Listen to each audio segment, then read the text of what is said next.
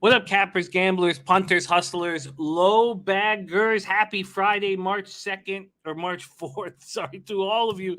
Thank you for watching Betting with the Bag right here on Pub Sports Radio. There has been very little sleep, 38 games on this card, and we are going to break them all down, each and every one of them. Shout out to Real Deal Prime, ready to get to work. Uncle Oliver already making moves. Let me copy and paste, see what Uncle Oliver is attacking here on this giant Friday card. Uncle Oliver is on Pistons Pacers under 230.5. Let's copy and paste that right now and get Unc's action here. Unc, are you going to hang with us in San Antonio, man? We need Lucky Lefty. We need you. Get you and Tata Booker out there so we can party until the late night hours gambling on sports. I would love that very, very much. There's Mr. Vape in the house. Says, great night, 5-6, but missed my $120 parlay with Sacramento money line, Detroit money line, and Rice money line by a few buckets. Wow, 45-1 banger. There's Vipe ready to go. We got Billy Friedrich says, took Clippers second quarter minus half last night. Lakers going to 14 run, lead the quarter and lose by 3. Some tonight for me. That sucks, Billy Friedrich. We'll get that back for you. That was my only NBA look, was the Clippers minus 2.5. That was a cash. We've cashed 3 straight days here on the show beautifully. Now, last night wasn't as big of a winner for me as the other 2 days. I went 4-3 plus 0.85 units, but any day in the black is a great day. Great day. Vibe says live betting against the Lakers has been gold. It has been tremendous, but he says Spurs let him down. I stayed off of that spot, but I wish I took the under. I felt like the under was, I thought that 242.5 was ridiculous. There's Locke Bresner. There's my guy, Fat Wally says, good morning, all enjoying real coffee, looking at Turfway and Scam Houston for tonight's show with Razor. Sharp picks, also looking at Gulfstream Aqueduct in Oakland for Jimmy's show on Saturday. Good luck to all this weekend. Oh, I can't wait to cap with you on Saturday. Can't wait to hang out with you in San Antonio. Fat Wally in the house. Nathan Cerna, Billy Friedrich, Danny Lopez, Nut Flush, Allen. Oh, and just sent me, thank you, Guillermo. God, I'm so thankful. I'm so excited to break that in. There's Slatsy, says, just checking in 3-3 last night in the NHL, but cashed some nice taint with Matty Ice. Another glorious day awaits in Vegas. Much love to you, Slatsy. Yeah, I mean, I had a 2-1 day in NHL plus 1.05 units, 1-0 in NBA, and then 1-2 in college basketball. But I can't wait to break down this college basketball card. And we may not, with 22 games, we probably can't spend too much time on each individual game. But I know exactly what we're looking for. Exactly. What we're looking for. We saw Iona playing with nothing for nothing. We have a lot of conference tournament games, which is going to change things, but the end of the conference regular season schedule, Iona's not trying. So I took the under, but what I should have done was simply taken Manhattan. We got to fade these teams that don't care about these games. Gary Tenebra saying Heat pick was right on. Good call, Dutch. 2-0 last night, now 38-24, hitting at 61.3% plus 12.4 units and an ROI of 20%. An ROI of 20% over 62 games is unbelievable. There's Striker ready to get to work. North Ender says 7 days in a row in the black in NHL. Let's stay hot, boys. I love hearing that, North Ender. There's Puzzler, Sammy, and Sammy Calmer. 2 Sammys in the house. There's Community of New Knowledge ready to get to work.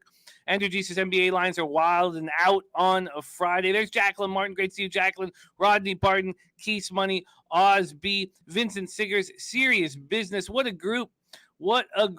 F. Donahue says happy betting day from rainy California. Deacon says we will be betting the Missouri State team total over, but not at the current line of 76.5. Drops to the 75 range. I'm in. Okay, that's great. Thank you for sharing that information. I was wondering how you're going to handle that. DJ Jenkins, J. Peasy. What a great group. Don Corleone. There's Razor Sharp Picks. Horse racing show tonight, Friday night. I will be jumping on as soon as I'm done. I'm live betting the Penguins Hurricanes game. I have a crazy day today. Very, very busy day. I get to join Teddy Covers on his XM radio show at 3:15. I think it doesn't come out until tomorrow. We're just recording it.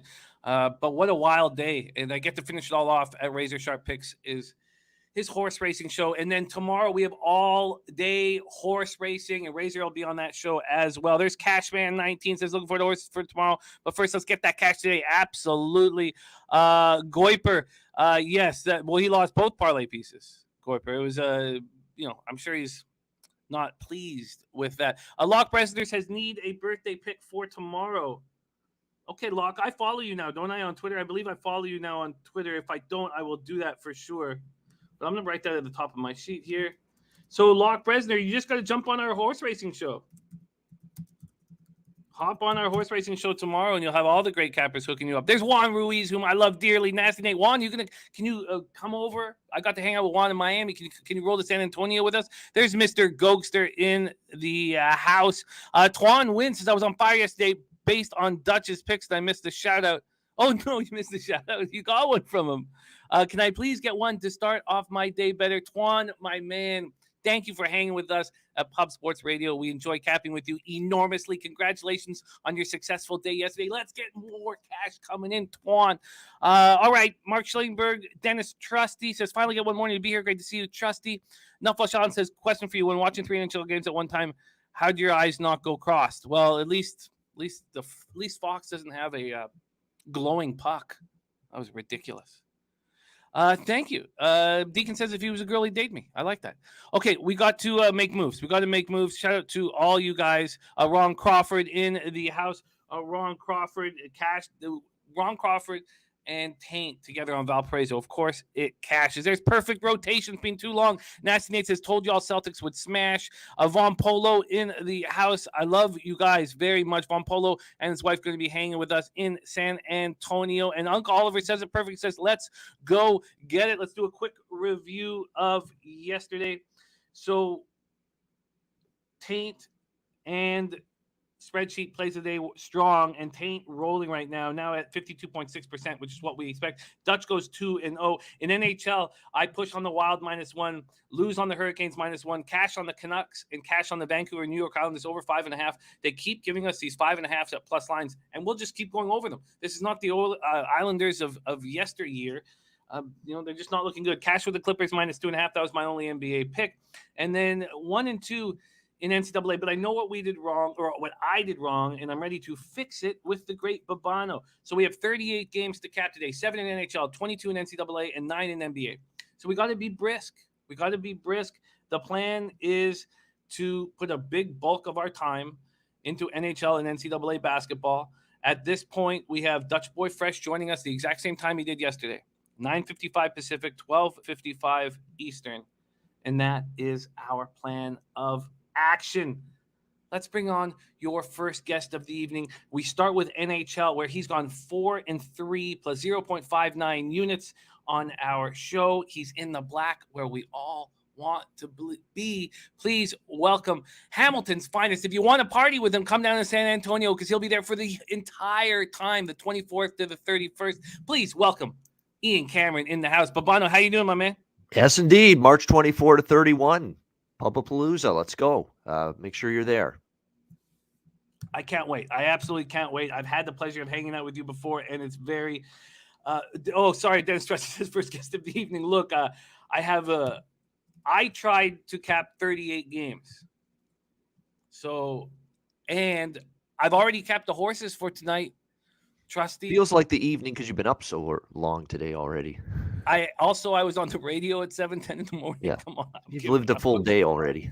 I'm pushing hard. Elliot says, I want to party with Babano. You're damn right. You do. Okay, Babano, we got to get right to work. Yes. And I want you to help dictate, and I'll push when we have to, but just the main thing is the 22 games in college basketball. Yeah. We don't need to dwell on some of them. If you want to just push right past them, truly, you are the expert, and you are the reason why this show is going to be so exciting with your NCAA analysis, and then working with me in NHL, and then having Dutch come in NBA. So you are the star of the show. You are in control. I will just set a table. Let's get to work. NHL, and we start in NHL with Ron Crawford. Ron Crawford is already locking in Minnesota Wild spreadsheet play of the day, and I have not bet them yet, and I know the market's moving towards him, and we will discuss that. I have made 4 bets in NHL. That is not one of them, but let's start the show by shouting out Ron Crawford and him sharing his hard work with us all the time. Ron Crawford, thank you.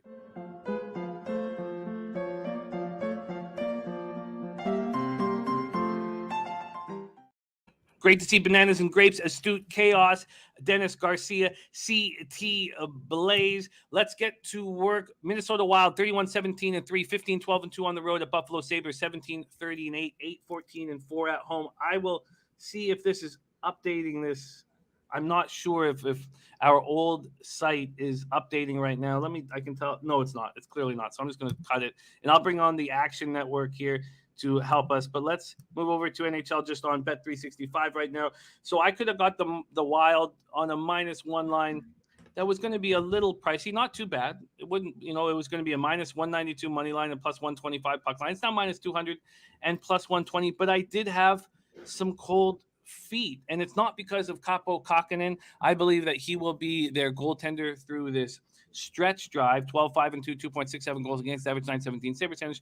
And Craig Anderson, he was lights out to start the year, and I said there's no way he could keep this up. He's going to get hurt. He got hurt for a long period of time, and he's back, and he looks stronger. 7-0, 2.87 goals against, average .909 save percentage. I say he looks stronger because he did not look good when he first returned. Minnesota power play at 19.4%, penalty killing at 77.7%. Buffalo, and that special team's not going to cut it. They're in the toughest division in the NHL, I believe, and that's just not going to cut it. And Evanson's a great coach, and I expect him to step up and fix that shit. Buffalo, 19.6% power play, 76.7%. 76.7% penalty killing. While they're on the second half of a back-to-back after snapping their 4-game losing streak with a 5-4 defeat of the Flyers last night in Philly, I was very nervous about my action. I was on 3 road teams, and this was one of them on the -1 that pushed. No Matt Dumba and Jordan Greenway, but both participated in the morning skate yesterday. It's possible.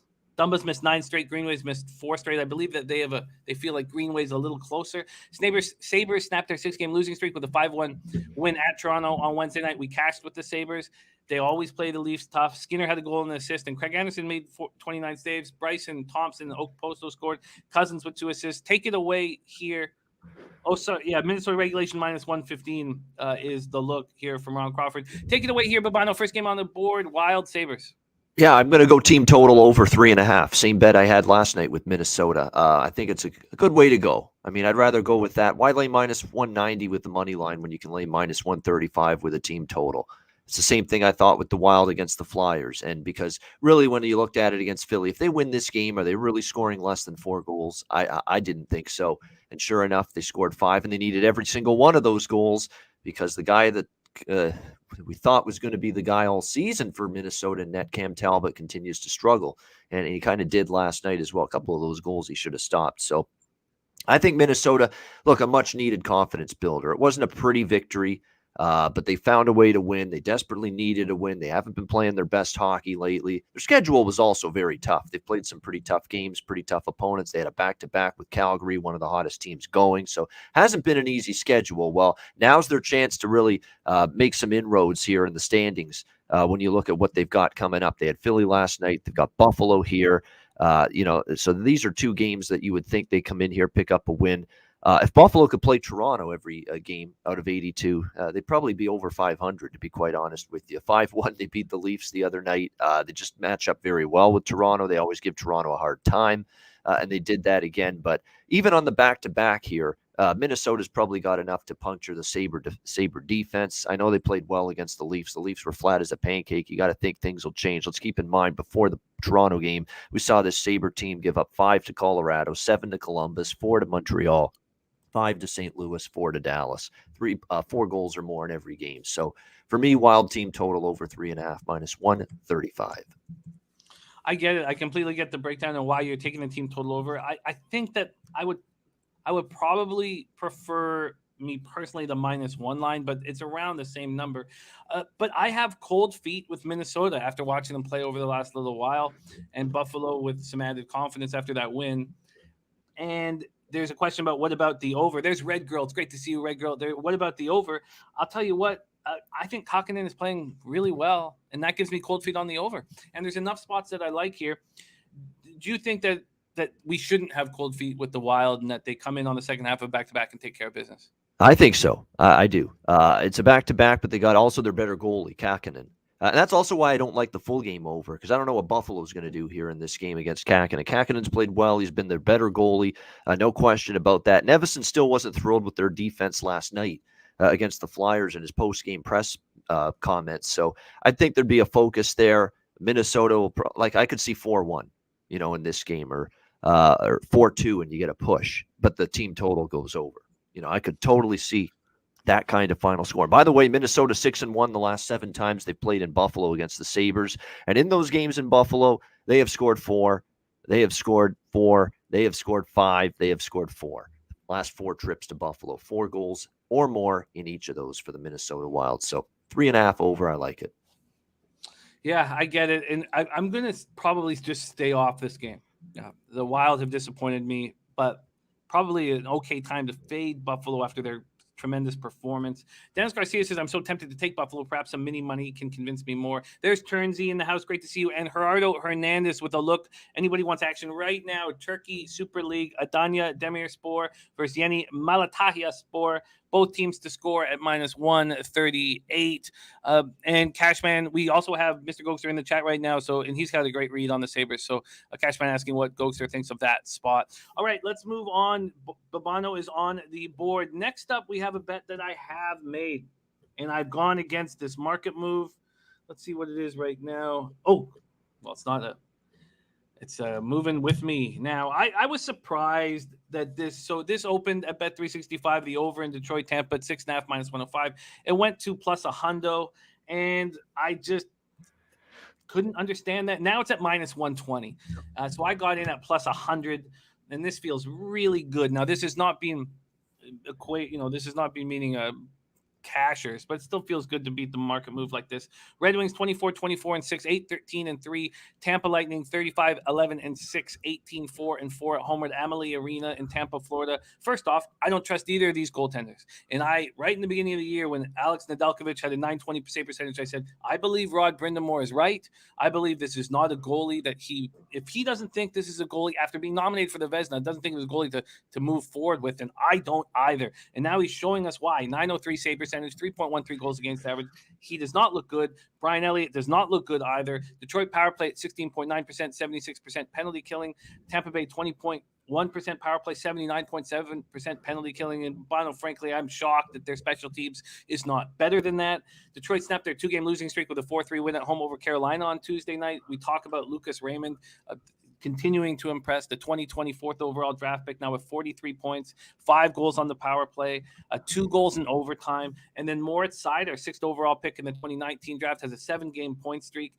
Surprisingly, that's the best by Detroit defenseman in franchise history. I was like, I got to be reading this wrong. Are you telling me Nick Lidstrom never got a point in 7 straight games? I almost don't believe the stat, and I probably shouldn't even have said it here. He has 5 goals, 35 assists, and 40 points, and he's even. Dylan Larkin's been great all year. 27 goals, 29 assists, 56 points, 49 games. He's a +4. Tyler Bertuzzi, 23 goals, 22 assists, 45 points. He's a +6. Lightning on the second half of a back-to-back after having their 5-game winning streak snapped in a 5-1 loss at home to Pittsburgh last night. We know what they do after a loss. They smash and grab. But do you really want them at this price? I don't. But I think they're going to score goals, and I think Detroit can score goals, and that's why I moved on the 6.5, especially getting no vig. That they had a season-high tying 5-game winning streak, a 7-game home point streak snap, and Pittsburgh dominated them, Babano, 40-21 in shots, had the puck possession all night. Very interested in your take on this. Red Wings, Lightning, take it away. Yeah, that's also the bet I locked in here was over as well, 6.5. Detroit's actually been flying over the total. I like where they're at offensively. Dylan Larkin's been great. There's no question about that for the Red Wings. Comes back, and he had a great game the other night. Bertuzzi, of course, has had a very good season. Lucas Raymond. You go on down the list. They're building something here in Detroit, and Steve Yzerman preached patience with this team and this franchise, and he's got some good pieces in place. Even the blue line, you look at Mo Seider, there's just such a great upside with him long term. On that Detroit Red Wings blue line. So there's a lot of things to like. Their defensive play is not one of those things, though. They have had some issues back there. Their goaltending from mostly Nedeljkovic has been disappointing. But again, Nedeljkovic, it's a good goalie. I still believe that. But when you go from playing against that terrific, one of the best blue lines, one of the deepest blue lines in the entire NHL, Carolina, you go from that to playing Detroit, there's going to be some growing pains. It really is that simple. I think you look at it here, Detroit can find the back of the net here against Brian Elliott. I don't want to make it sound like Brian Elliott's not good, but he's capable. He's serviceable. He's been around the block. He's a 36-year-old goaltender who's been in this league for a long time. But in the majority of his starts, you're going to see that him give up 3 goals at least. I mean, and that's really been the pattern for him this year where, the Ottawa game gives up 3 goals. Ranger game gives up 3 goals. Arizona in his last start, February 11th, gives up 3 goals. And I'd assume we're going to see him tonight on the back-to-back. So if Detroit gets to 3, I think you cash the over. Because I absolutely think Tampa Bay in a angry, foul mood after really a pathetic performance, to be quite honest, against Pittsburgh. A game of that magnitude, 2 teams that view themselves as contenders in the Eastern Conference, and to be quite honestly dominated. If you watch that like that, is a bad look for the Lightning, the 2-time defending champions. If you watch that game, Pittsburgh was all over them. They outshot them heavily. They were in the offensive zone most of the game. Tampa Bay rarely had the puck. Tampa Bay struggled in coverage. They had breakdowns on the penalty kill. Now, the only concern I have about the over is John Cooper lights into his team defensively and wants them to be better. But even if they are better, I think Detroit can find the back of the net against a backup goalie in Elliott. And Tampa Bay has been giving up goals lately, let's be honest. And on the flip side, Tampa Bay should score a handful against Detroit, Nedeljkovic, and this Red Wings team off a pretty bad game. So, and let's not forget the last time they played each other, the only time they played each other earlier this season, turned into one hell of a shootout, 7-6 final score in Motor City. So I'm with you here, over 6.5. And I can get you a minus 109, so it's 11 cents better than it is, but it's moving fast. So it's minus 117 at Circa, minus 120 at Bet365. And talk about moving fast. There's a huge market move towards the Detroit Red Wings. My goodness. They were available at plus 340 yesterday. Now they're down to plus 230, plus 220 at FanDuel.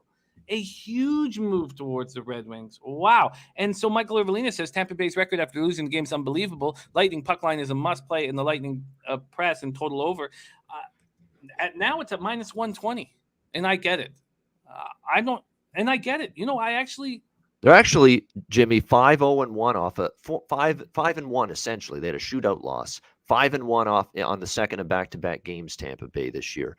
So, they've been very good in that situation. They are very good off a single loss as well. And they're also 6-0 to the over on the second of a back-to-back. So tells you that on the back-to-back situation, 6 straight overs this year. The price is nice now all of a sudden. Christopher Comte says moved to Detroit because of the goaltenders. I don't know why. We knew exactly who was going to be in net. And then Billy Friedrich says, I'm also on the over here and sprinkling this game goes to overtime at plus 395. We are going to talk about that game at 12 p.m. Don't worry. We're going to get through this NHL before that. We'll be able to talk about that first college basketball game off the hop. We need to move a little faster here. But I think the Lightning minus 1.5 might be a spot that I should move now. Wow. I'm very surprised that this is happening. Very, very surprised. Okay, and Nutflesh says, if you like this total, wings over 2.5 at plus 115 is something I'm working on now. I love getting the Novik. There's Sammy B in the house. Viper says, seems like an obvious bounce back spot. Oh, and then one question was that we need to see if Nedeljkovic is in. I don't care if it's Nedeljkovic or Grice. They're both civs. So let's move on here to the next. And I can throw out a couple more quickly. 7-1-3 over last 11 on a home loss after home loss of 3 or more goals. The Lightning 7-1-3 to the over in their next game. 5-1 to the over for the Lightning in their last 6 after scoring 2 or less in their last game. So all the numbers point to Tampa. All the numbers point to over off a loss. And now all of a sudden we're getting a good price. So I think we can take it. Now, I get why people moved on the Red Wings. We've been seeing these big dogs cash. Montreal, Arizona last night. Could you imagine having a parlay with those two? All right, let's see. Well, I don't know who's got balls for that. Not me. I had one of them. Nice. Though. Montreal. Nice. Yep. Nice. We talked all about whether this was a spot where Calgary would be lethargic, and they were. Okay, New Jersey Devils 19-30-5, 8-17-2 on the road at New York Rangers 34-15-5, 18-5-3. And I promise you, we will be done this in time to talk about that college basketball game. Yep. We're at Madison Square Garden here, though, in New York. Nico Dawes 3-2, 2.79 goals against average, 909 save percentage. He's been much better than Gillies up against Igor Shesterkin. If I have the goaltenders wrong, I did this last night, so please let me know as quickly as possible so I don't screw myself here. 26-6-3, 1.98 goals against average, 940 save percentage. He's been so good. Devils 19.1% power play, 81.4% penalty killing. Rangers 25.7% power play, 83% penalty killing. When we go over to the number here, we have, where is it? Sorry, it's up at the top. The Devils open up at plus 160. They're now down to plus 135. Market moving towards the Devils. I get it. This total is we'll open at 6 at minus 110 to the over. It's now at minus 115 to the over. And the Devils come in off their second loss in 3 games, 4-3 at Columbus on Tuesday night. We were all on Columbus, and it's not because we love Columbus. It was just that we wanted to fade the Devils on the second half of a back-to-back after they destroyed Vancouver.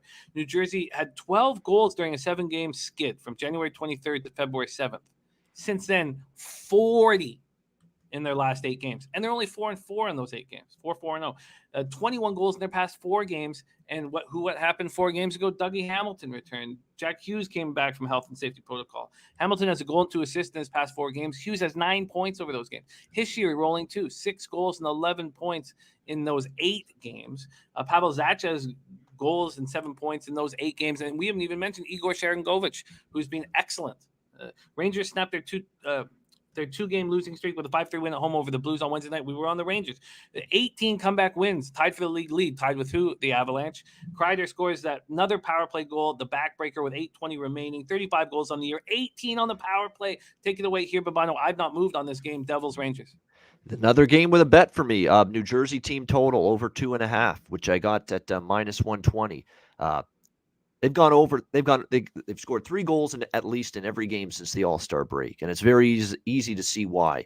They got Andreas Janssen back. They got Dougie Hamilton, their best puck-moving, offensive-minded defenseman back. They got Jesper Bratt. All 3 of those guys returning to the lineup following the All-Star break. In fact, one of my winners last Friday with you was the Devils team total over against the Chicago Blackhawks.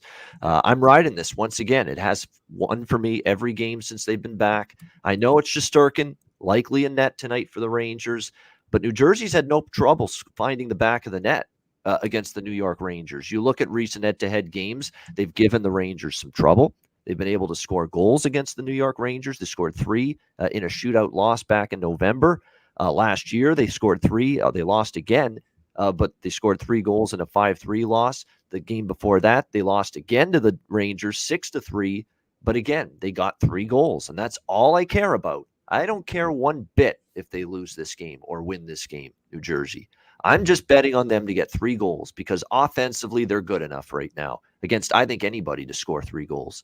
I mean, I like what I'm seeing. Heschier's been good lately. Hughes, terrific. I think he had 4 straight games with at least 2 points, and I think he had that streak snapped the other night against Columbus, but he's been great. Bratt's been filling up the net.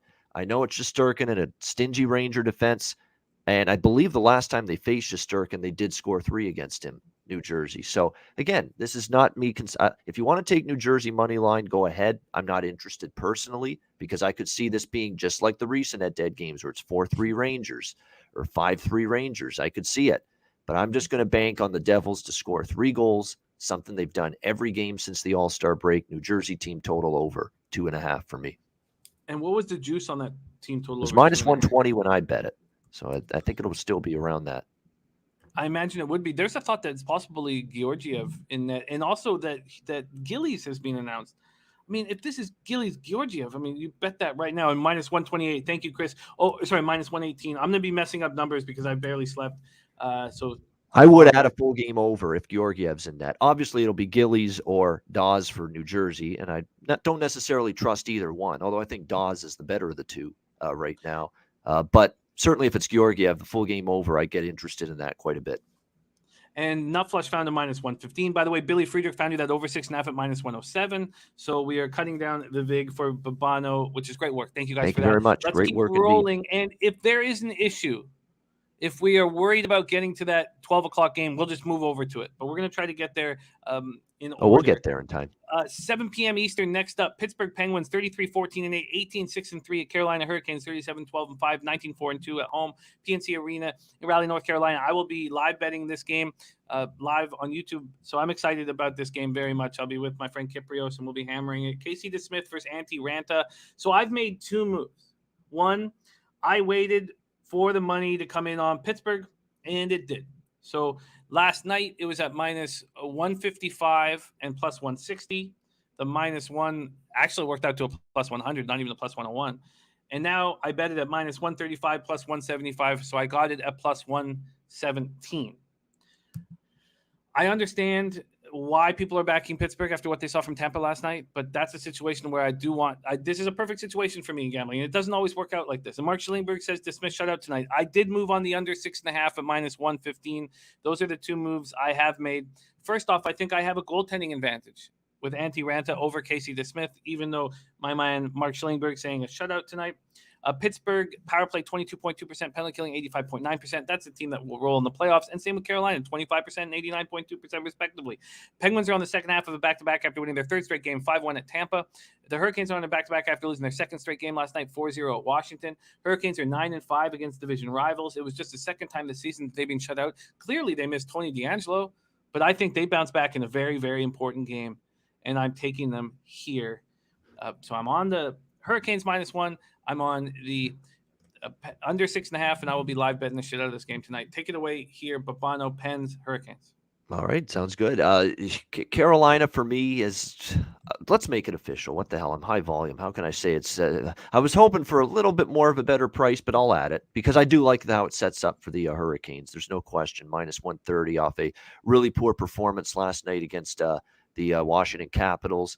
Here's one thing that's concerning. Like, there's not a lot of things where I say, wow, Carolina, there's a lot of holes they have to fill on this team. They've got a terrific blue line. They're as deep as it gets in the forward group. They've got 4 lines that can all contribute, especially the top 3. Lines 1, 2, and 3 have dangerous forwards up front on all 3 of those lines. They all can skate very well. They're all responsible away from the puck. That's why they're a good, complete hockey team. They've obviously had good goaltending this year. But here's a problem, and this could rear its ugly head in the playoffs for Carolina. They are consistently taking more penalties than their opponent in every single game, and it is getting to the point now where it's costing them. It really did cost them that game last night. You know, they gave Washington multiple 5-on-3s. The first 5-on-3 Washington scored on to get the first goal.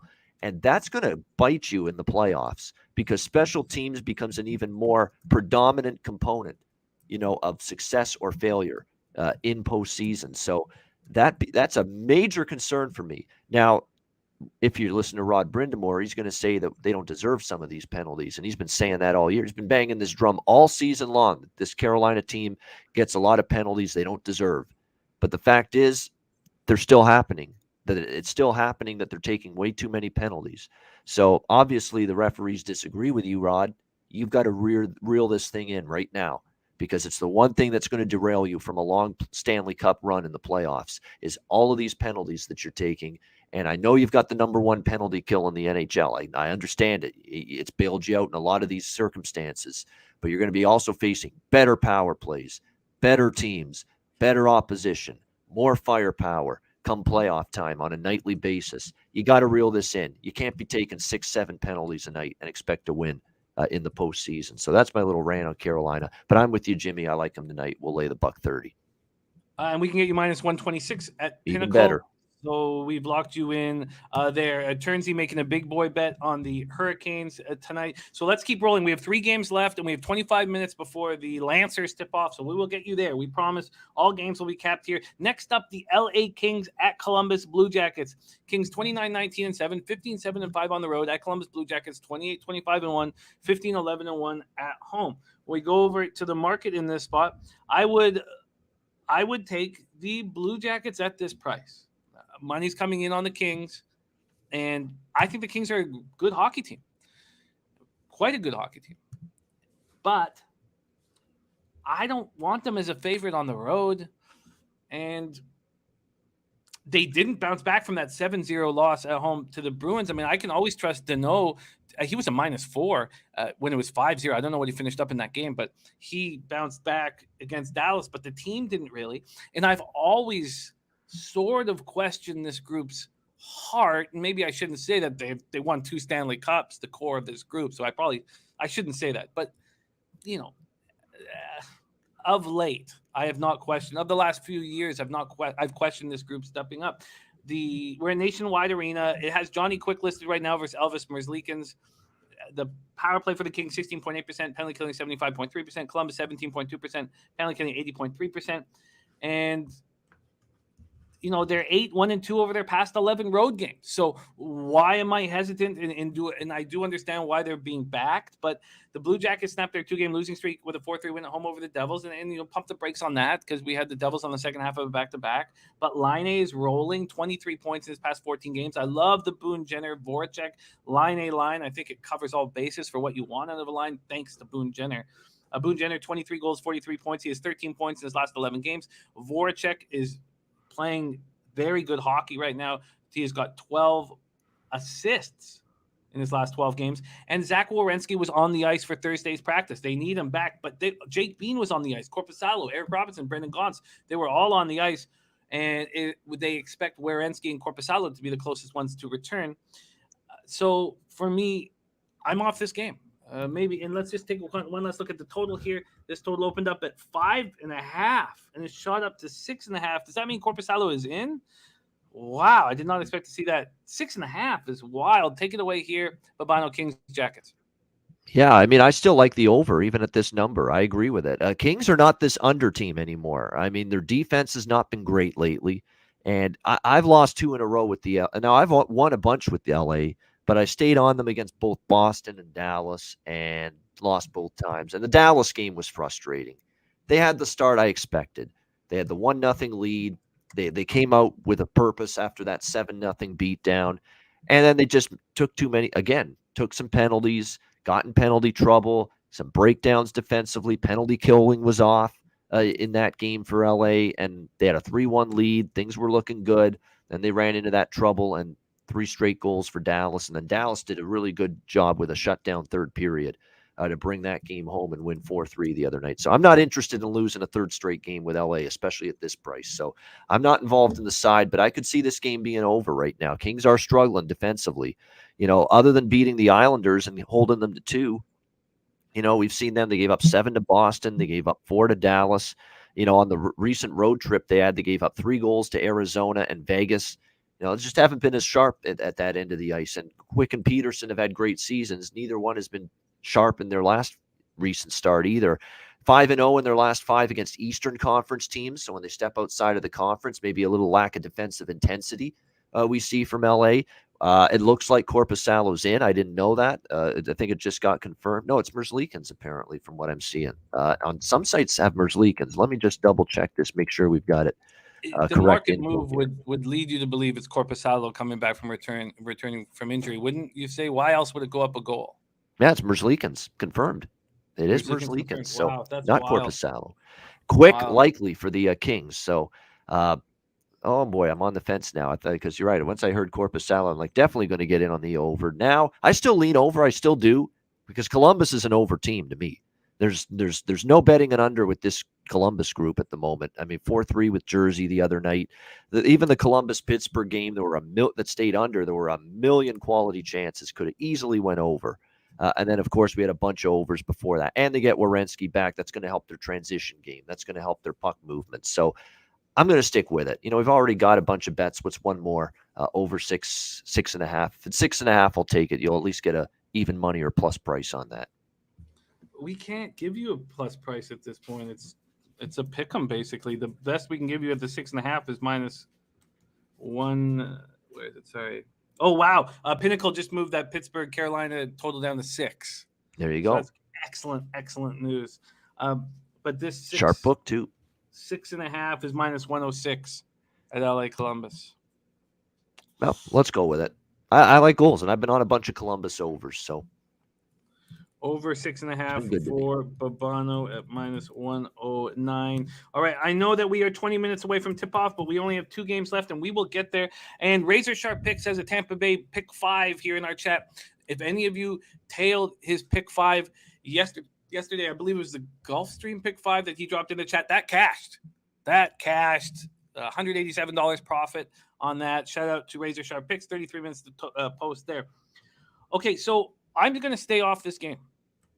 I'm not comfortable, but at this price, if I had a free bet, I would take the Blue Jackets. If I had a free play, I would take the Jackets at this price, but I'm comfortable staying off this. All right, we have 2 games left, and then we get into the 12 p.m. tip-off between the North Carolina A&T Aggies versus Longwood Lancers. So we have the next spot on the board, 8 p.m. Eastern, Dallas Stars 30-20-3, 10-13-2 on the road. At Winnipeg Jets 24-21-9, 14-10-1 at home. We're at Canada Life Center, Winnipeg, Manitoba. We have Jake Ottinger, who's been a savior for this club. 18-6-1, 2.28 goals against average, 922 save percentage with a shutout. And Connor Hellebuck, who's been an enigma. I mean, I don't know what we're going to get with Helly day in and day out. 18, 19, and 8, 2.90 goals against average, 912 save percentage, 3 shutouts. Mr. Goxer says Stars, Jets, yikes.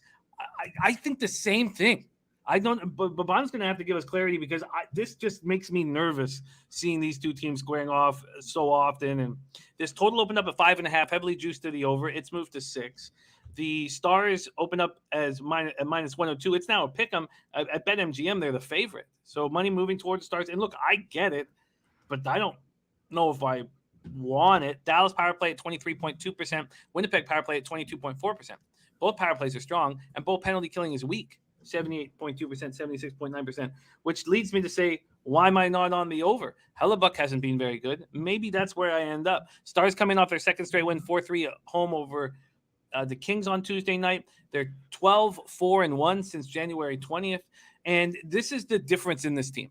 I've always talked about that first line rolling with Robertson, Pavelski, Rupihens, and that Seguin has been pretty good, much better than I expected him to be, and Jamie Benn's been okay. But we've been waiting for Alexander Radulov to show up, and he picks and chooses when he really puts out maximum effort. He says this, he says, it's time to worry about winning the hockey game. Says that's the most important thing to us right now. When he gets rolling, then this team is much, much more dangerous and much deeper. Jets coming off their second straight win 8-4 at home over the Canadiens on Tuesday night. Kyle Connor, 3 goals, 4 assists during a 4-game point streak. Scheifele, 5 goals, 5 assists in his last 7 games against Dallas. And Hellebuck looks terrible. I mean, he's over his last 6 games, he's got a 3.51 goals against average. Rez Mob in the house. What up, Rez? Take it away here, Babano, Stars, Jets. Yeah, this is a big game for both teams, especially Winnipeg, because Winnipeg's trailing Dallas. Dallas isn't even in a playoff spot, but they're right there. They're just behind the second spot. Winnipeg's behind Dallas, so this is almost a must. And Winnipeg's now lost 2 in a row to Dallas just in the past month. Both of them, I believe, were in Dallas, and they could have won both of those games. They lost both of them in overtime, 4-3 on February 11th, 3-2 on February 23rd. So it's a huge game for the Winnipeg Jets. I do have a play on this game. It's something a little bit different. I took the draw in this game. Regulation draw. If you have a 3-way money line, that's what this is. This is a draw bet with the Stars and the Jets. The Stars are the kings of 1-goal games. They really are. I mean, look at 4-3 with LA, 4-2, but against Buffalo, but that was a pretty close game. 2-1 with Nashville, 3-2 with Winnipeg, 1-0 with Chicago. 4-3 with Nashville again, 4-3 with Winnipeg again. In fact, each of the last 4 head-to-head meetings between the Stars and the Jets have gone beyond regulation. Each of the last 4. I think it's a great value. I think it's a tight game. If it's tied late, will you see either team really go for it? Both teams probably want to lock up at least a point, in this game. So I think it is a very, very good. I don't do a ton of draw bets in the NHL, but this one stuck out to me big time. I think it's a close game. Neither team gains separation. 4 straight head-to-head games have gone to OT, or a shootout. So draw for me with Winnipeg, Dallas. And what is the number that you're getting there? You can get at. Let me just shop around. I'll use Pinnacle because Pinnacles were Pinnacle Bet 365 are usually where I do most of the NHL bets. You can get for the Winnipeg Dallas. Let me just see here. The draw is plus 328 at Pinnacle. Plus 328. 328 for Babano. And Schnizzle says, make it official. Dabby Cab and I have a spot within walking distance of Southtown 101 from the 23rd to the 27th, but I may stay a day or 2 extra as well. But lock me in, my guy. Can't wait to hang. That is wonderful, wonderful news. Terrific. I love that. Okay, and there's Nancy Nate saying me too. So exciting. Okay, so we have 1 game left here, and the Stars, I just don't know if they're going to play over hockey, but they probably have to against Winnipeg. I think I may add the over 6 in this spot. Okay, we got 14 minutes till tip off. We are going to get there. Only 1 game left in the NHL, and that's the Vegas Golden Knights, 30-24-4, 15-8-1 on the road at the Anaheim Ducks, 26-21-9, 15-10-4 at the Honda Center in Anaheim, California. And I've already moved on the Ducks, and I should have waited. They opened up for me at plus 100. and so I bet them there. But they're at plus 100 at FanDuel and other spots, but there's 105s available. This total opened up at 5.5 at a pick'em. It's now juiced to the over 5.5. And simply put, this Vegas team that's missing Mark Stone, Max Pacioretty, Alec Martinez, who they're waiting to have him come back, and others. Nolan Patrick isn't really but Matthias Janmark. This team missing those players is not a playoff team, and is not as good as the Anaheim Ducks right now. And so I don't care. Everyone has the vividness bias of this Vegas team. Great. Because I'll take plus money on the Ducks at home. You have Bressois in goal against John Gibson. I know Gibson hasn't been that good this year, but where's the goaltending advantage? It's with Gibson. Power play, 25.2% for the Ducks, 18.1% for Vegas. Penalty killing, 82.3% for the Ducks, 80.3% for Vegas. And you have Vegas on the second half of a back-to-back. Now, yes, they lost, so they'll be angry, but this is a Vegas team that's now tied with Edmonton for third, and Oilers on the tiebreaker. They're second wild card spot in the West, 1 point ahead of Dallas, who has 2 games in the hand. They're 3 points ahead of Anaheim. They're 8-9-4 in 2022. They've scored 15 goals over their last 8 games, and they're not as good offensively with these injuries, and they're not as good defensively because Chandler Stevenson isn't playing in every important spot now. You got Jack Eichel in those spots. So I am on the Ducks plus money here, and the only concern is Vegas didn't look good last night. That's my only concern, that maybe they bounce back. I'm on the Ducks here. Take it away, Babano. Knights, Ducks. All right. This one I don't have a strong opinion on. Vegas is on a back-to-back. They lost to the Bruins last night. They're still very much shorthanded, this group. And it's tough. I mean, Jack Eichel, great breakaway goal. But even for him, it's been tough to overcome with just who's out around him. I mean, Pacioretty and Stone and Janmark's been out. I mean, they're gutted at center ice a little bit. Pacioretty and Stone out. They've still got Martinez out. So it's definitely been a struggle here for Vegas. I still think they're better than Anaheim. And Anaheim, I know they beat Boston the other night, took advantage of a Bruins team. Not in the greatest spot, the Bruins, right? They beat down LA. It was such an easy, comfortable, fun win for them. And then the next night against Boston, or against Anaheim, rather, they kind of ran out of gas late. Bad penalty by McAvoy in the final minute. And Zegras wins on the power play. This is a tricky one because you're going to have Bressois probably back-to-back. He's capable. I would lean Vegas here. I think they might be able to win this game against Anaheim's just too inconsistent for me, and I still don't like the way they're defending at times, and I don't like the way their Gibson's played at times. He's been struggling. Let's be honest. He's really been struggling since the All-Star break. So tough game. Lean Vegas. I ain't betting it though. There is the entire NHL situation that we are dealing with, and I think with this roster set up right now, that the better team is the Ducks. I really do. And so I'll put my money on that and see what happens there. And I think I've got to go. I think there's advantages up and down the lineup right now with the injuries that the Knights have. Okay, so that is our NHL. We have 11 minutes till tip-off, and Ron Crawford has already given us a money line parlay with the first game in business. Thank you guys so much for joining us here on Pub Sports Radio. Let's review NHL action. So Ron Crawford's spreadsheet play of the day is on Minnesota in regulation. Babano's on the Wild team total over 3.5 at -135. And I'm off that game at this point. Then we've seen this giant market move towards the Detroit Red Wings. And now maybe the Lightning at -1.5, -120 at Bet365 might be worth an addition. I moved on the over 6.5 at +100. It's now -120. I love that. Babano jumped in with me. Oh, but he's already on it. He bet it before the show. But as an official pick right now, over 6.5 -107. So we were both on that pre-show. Then Babano is on the Devils. He's on the Devils team total over 2.5 at -115. Devils team total over 2.5 -115. I've stayed off that game. I'm on the under 6.5 at -115 in Pittsburgh, Carolina. It's moved to 6 at Pinnacle. Now that under is a pretty big plus money. So maybe it's still at a 6.5, but that's a good sign that that's what they have up on the board. I'm also on the Hurricanes -1 at +117. Babano moved on the Hurricanes at -126. And also, Turnsy's making a big boy bet on the Carolina Hurricanes to bounce back. Babano's on the over 6.5 at -109 in LA Columbus. I think I'm going to stay off this game because I got a lot of action here. And I've had a tough season in NHL, and it keeps me up at night. But I've had 3 straight winning days in NHL. Just win the day, just win the week, get back to the black. Babano's on a draw in Dallas, Winnipeg, and I'm inching towards the over 6 there.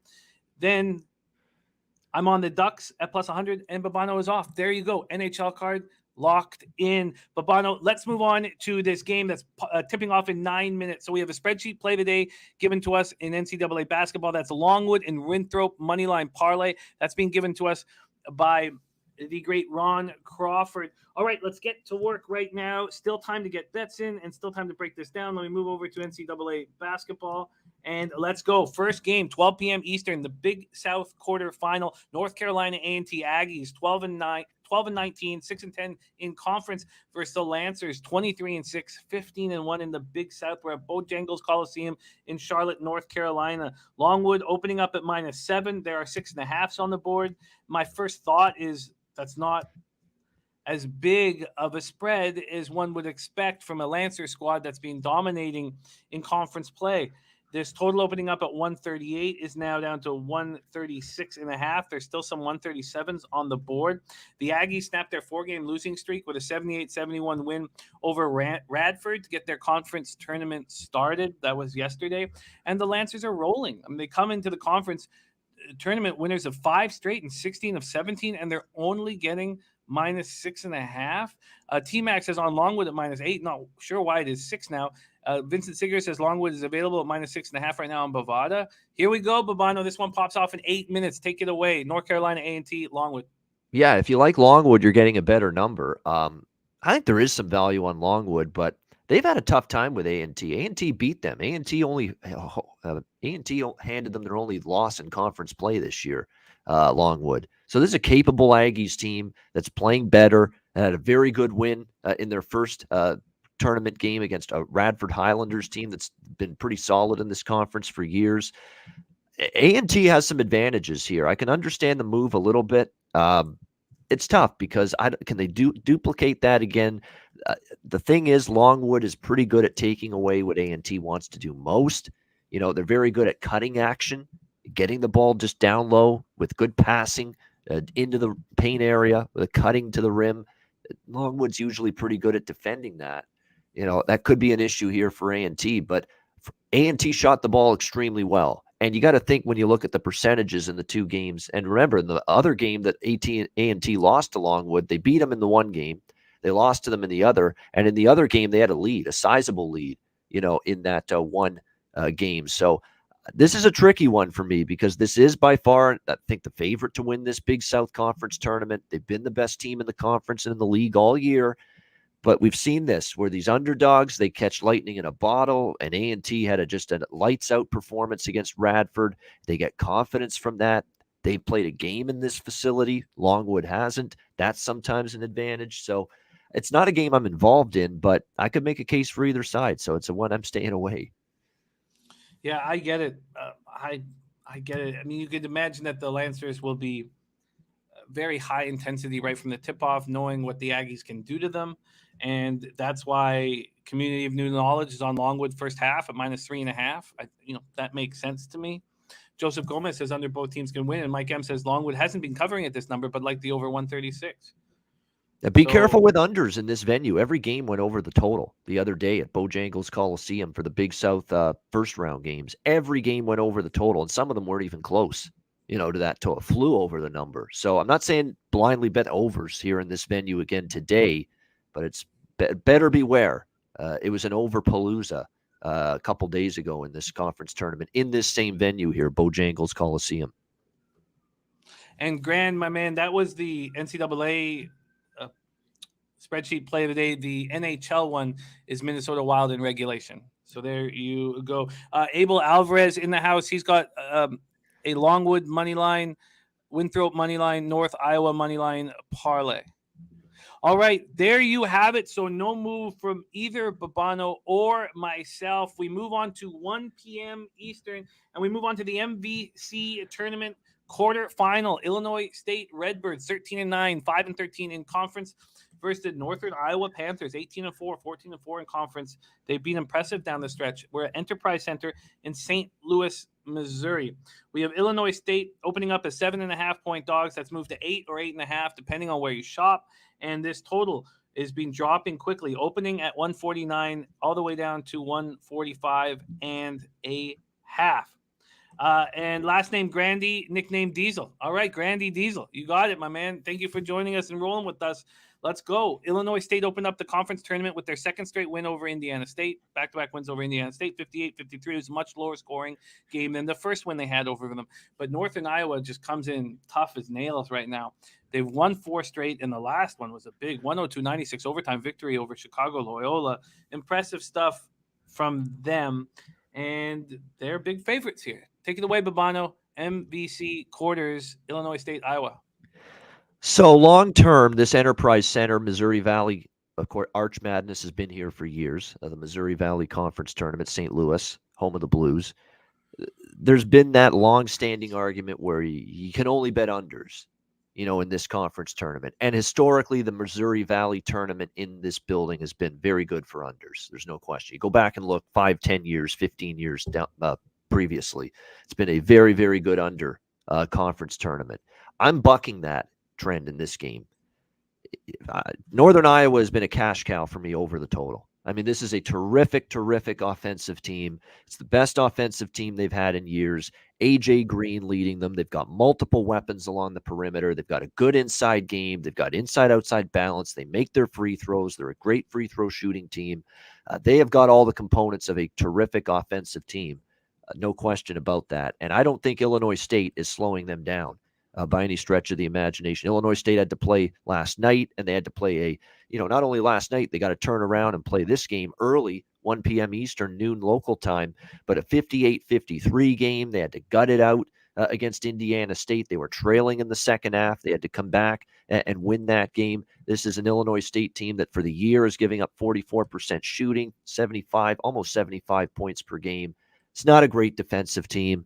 Northern Iowa has just been magnificent offensively. I can't say enough how just fun it is to watch them run their offense. They're terrific in that regard. Noah Carter, Tywan Pickford, like I mentioned, AJ Green, who's the catalyst, Nate Heiss, Trey Burhow. I mean, they've got just a bunch of guys they can throw at you that can make shots and make plays offensively. Simple as that. I think it's too much for Illinois State in this game. I would lean to laying the points, quite honestly, with Northern Iowa. I don't mind that look. I don't usually like laying big points in conference tournaments on a neutral floor. That's not my philosophy usually. But I do think Northern Iowa was probably going to be too much for them. They did win the first meeting 79-64. They did win the second meeting, but only 72-70 in that one. Again, a high total here, 145.5, but I think it gets up and over that number. 3 straight overs for Northern Iowa. 4 of the last 5 games have ended up going over the total. I think you see that here. So the official play for me will be this over 145.5. We can get you 144.5 at -113. Cost you 3 cents. You like it? That's good. All right. And while we're giving, again, it's usually hurts our cappers to give you lines that are available for you to bet right now. So if any of you guys can ever beat any of these lines, please let me know. All right. We roll on. Next up, 2 p.m. action. We got a lot of action here to help get everybody through their workday. Big South quarters. Charleston Southern Buccaneers, 6-24, just 1-15 in conference. And they opened up the tournament by snapping that 6-game losing streak with a surprise 79-78 win over UNC Asheville. Going up against South Carolina Upstate Spartans, 13-15, 10-6 in conference. We're at Bojangles for this. South Carolina Upstate comes into the conference tournament as winners of 3 of 4. They defeated Gardner-Webb 72-70 to finish off the regular season. That was on Saturday. So let's see what we have as a market move here in the Big South. We have Charleston Southern opening up as 7-point dogs. That's moved to 5.5. Wow, people believing in this winning their first conference game. Well, I guess not. They only won 1 regular season conference game, but winning to get into the quarters, Charleston Southern. And then the total opening up at 146 is dropped to 143.5. Take it away here, Babano, Buccaneers, Spartans. Yeah, this is I would lean Charleston Southern. I'm going to make up my mind in a minute or two if I'm going to make it official, but we've seen this before. These teams that sometimes you just have to wipe the slate clean, and you look at it, 6-24. This team was awful in conference play, terrible. And yet, sure enough, what happens? 11-point underdogs against UNC Asheville in their first round game. They win 79-78 on a buzzer beater. Sometimes when you find these teams that are just dreadful throughout the season and they get that big first tournament win, a lot of times you ride these teams. And I get really scared of going against these teams because it's just like all of a sudden it's a brand new season. It's a different team. We've seen this in the Horizon League in recent years. We've seen this in other smaller conference tournaments in years past, where these teams that have these dreadful seasons, they get a big conference tournament win, they upset a higher seed, and they're off and running, and they make a run, and maybe even damn near win the thing. I worry about that here for Charleston.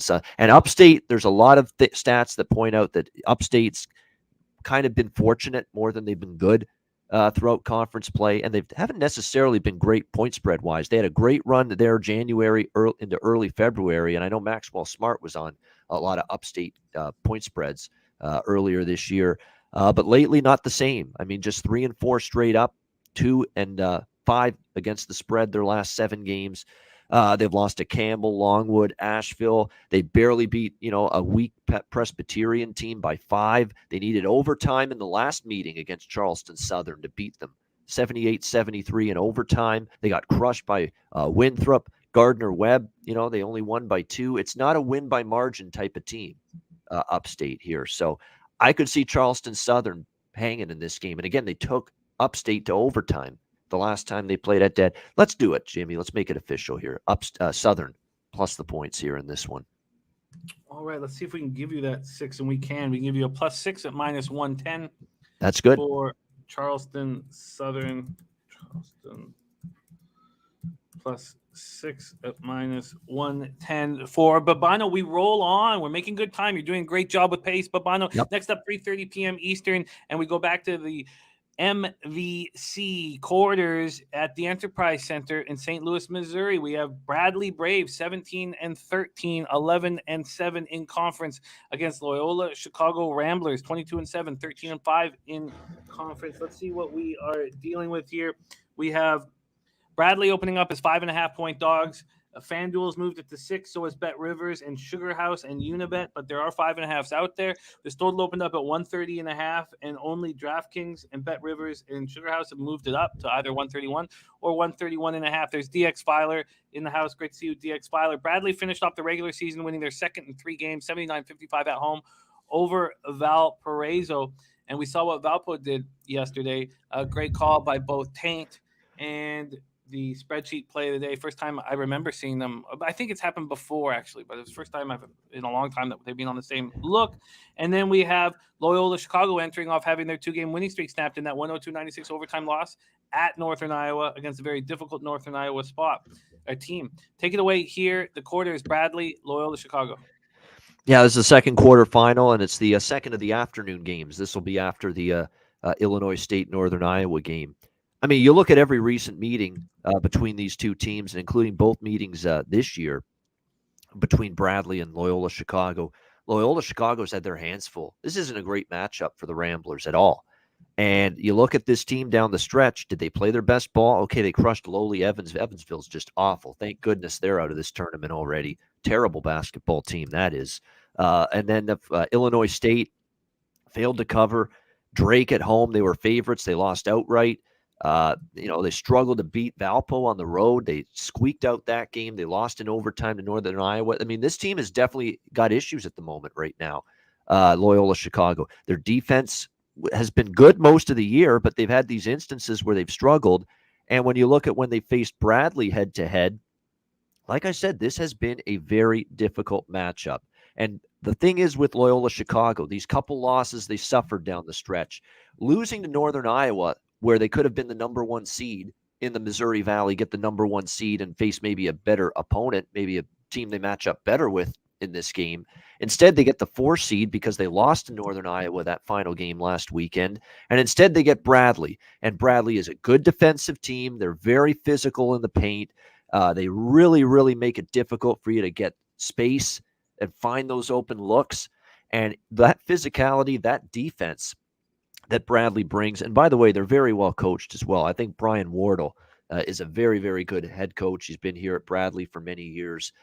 I think this is a tricky matchup here for Loyola Chicago that hasn't necessarily been playing their best basketball here later in the season, and they haven't responded well to these type of tough, hard-nosed, good, solid rebounding teams with size, with physicality in the paint. These are teams that this is the profile of a team that Loyola Chicago has struggled with all year. I think we have a very live dog we have to just get out of this notion that we can only take favorites here. This is not the time of the year to just say, wow, Loyola Chicago, been so good all these years. Loyola Chicago, been to the tournament, a team that's been very good most of this year too. But I see holes in this team. I see a team that is going to give them fits, Bradley, with the defense and the physicality. It's a team that's given Loyola fits this year in the 2 head-to-head games. Loyola won at home in overtime, barely, and then Bradley beat them at home. I think a very live dog. Bradley wins this game. It's not a shocker to me. I'll take the +6. Let's get you that +6. Wally, I generally buy the 26er myself. Very comfortable in my hand, but the bigger the better. Wally, my man. And I love you, Wally. Here we go. We've got Bradley plus the points for Babano. Let's get him at 6. Damn. Pinnacle's moved it to 5.5. Let's move over to Circa. They've moved it to 5.5. Can we get a 6 out there? Let's see if FanDuel. I won't keep looking, or I'll look one. Oh, yes, we can. Oh, no. That's 5.5. Can anybody find us a 6 on Bradley here? At this point, I'm going to just put down +5.5 at -108, but we will keep looking for Babano, who's Bet Online's got 6-115, I believe. Yep. Would you like that? Yes.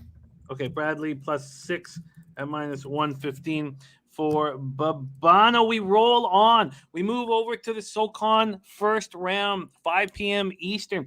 The Citadel Bulldogs, 12-17. Thank you, Billy, my man. Yep. Wow, it's so funny. Somebody says Kraken, and I just can't think. It's like seeing a hot woman. The Citadel Bulldogs, 12-17, 6-12 in conference versus East Tennessee State Buccaneers. Another thing is, Babano, I don't drink during the week anymore. So when we get to Friday, I could taste it. I could taste the Kraken, and I will. But then I can't get too lit up tonight because we have this huge day of horses tomorrow. I digress. Versus East Tennessee State Buccaneers, 15-16, 7-11 in conference. Harrah's Cherokee Center in Asheville, North Carolina. Let's see what we got here from a market move perspective. The Citadel opening up at plus. I've got 5. I've got the different time than they've got listed here, but let's keep rolling. Citadel opening up at +4.5. We see some 5s, and PointsBet and Bet Rivers have moved to 5.5. This total opened up at a high at 152, as all Citadel games are, and it's dropped to 150.5. Vincent's got Bradley +6 on Bovada at -110. Thank you. That's what we need. Thank you very, very much. Thank you, Moose Money. Moose Money helping as well, and Rob Free. Thank you, guys. It helps us enormously. Citadel comes into the conference tournament losers of 4 or 5. They finished off the regular season with just a disgusting 94-59 loss at home to Furman. East Tennessee State comes to the conference tournament winners of 2 of 3. They most recently defeated North Carolina Greensboro on the road, 73-69. Take it away here, Babano. The Citadel versus East Tennessee State. Yeah, this is an interesting one. East Tennessee State, they played a little bit better down the stretch. I cashed with them over the weekend when they beat Greensboro. So, I like the way they've played a little bit here. They split the season series. Actually, the road team won each game. Citadel won at ETSU. ETSU won at the Citadel in the 2 regular season meetings. So we have a head-to-head split here with these 2 teams. Citadel, normally I like them in the underdog role. And actually, when you look at them in road dog situations, they've been pretty solid. At VMI, 7.5-point dogs won outright. At Samford, 7-point dogs lost by 2. At Mercer, 6.5-point dogs won outright. And you have to treat this like a road underdog spot. It's a neutral court, obviously. Cherokee Center, Asheville, North Carolina, but definitely want to treat this kind of like a road game, if you will, for these 2 teams. I'd lean to the points with Citadel. This is not a game I've bet. And you know what? It's a high total, and and right away when you think Citadel, what do you think? They shoot a lot of 3s. They play extremely fast under Duggar Bockham. They've always played that way. Maybe we got to look over, but man, the totals have caught up to Citadel. They've been an under machine lately. They've gone under in a bunch of games consecutively, and the head-to-head games this year with these 2 teams, first meeting got to 148. Second meeting only got to 144. Neither one got to the 150s. So it feels like you're paying a tax here if you like the over. And I was initially thinking about taking the over, but not at this number. I'd lean Citadel, but nothing official for me here. There we go. Great breakdown. That is the SoCon Championship first round. And we move over to the Big South Championship quarterfinal. This one pops off at 6 p.m. Eastern. The High Point Panthers, 14-17, 7-9 in conference, versus the Winthrop Eagles, 21-8, 14-2 in conference. And we're back at Bojangles Coliseum in Charlotte, North Carolina. Let's start with the market move here. Where is this game? We have High Point opening up as 6.5-point dogs. That's moved to 7, and then it's moved to 7.5 at both BetMGM and FanDuel. Those are the only books hanging the hook at this point. And this is another total that's dropping. We're seeing this almost across the board at this point. 143.5 it opens. It's down to 140.5 or 140. Rodney Barton leaning towards the under. Let's go.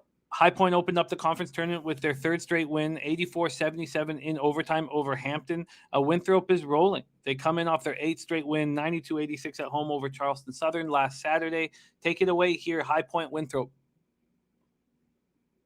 This one, totals, I'm going to go against the market move here with the total. 140 for Winthrop, just too low, in my opinion. This is a team that's going to play above average tempo. It's a very good offensive team, and they've been very good offensively the last 4 games. Now, if you look at the conference numbers, Bart Torvik is a great website for college basketball. You get to see statistics, and you get to parse them out.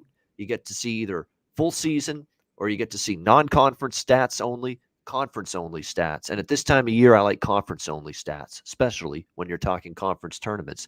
And when you look at these two teams, High Point and Winthrop, they were both 5th or worse in offensive efficiency for the course of the conference season. But since February 1st, again, the last month, we've seen both of these teams top 3 in the conference in offensive efficiency. So they've improved in that regard significantly. High Point's had some turmoil with Tubby Smith stepping down. Of course, the legendary coach has been everywhere. Kentucky, Minnesota. He's been coaching college basketball for a long time, Tubby Smith. He stepped down as the coach.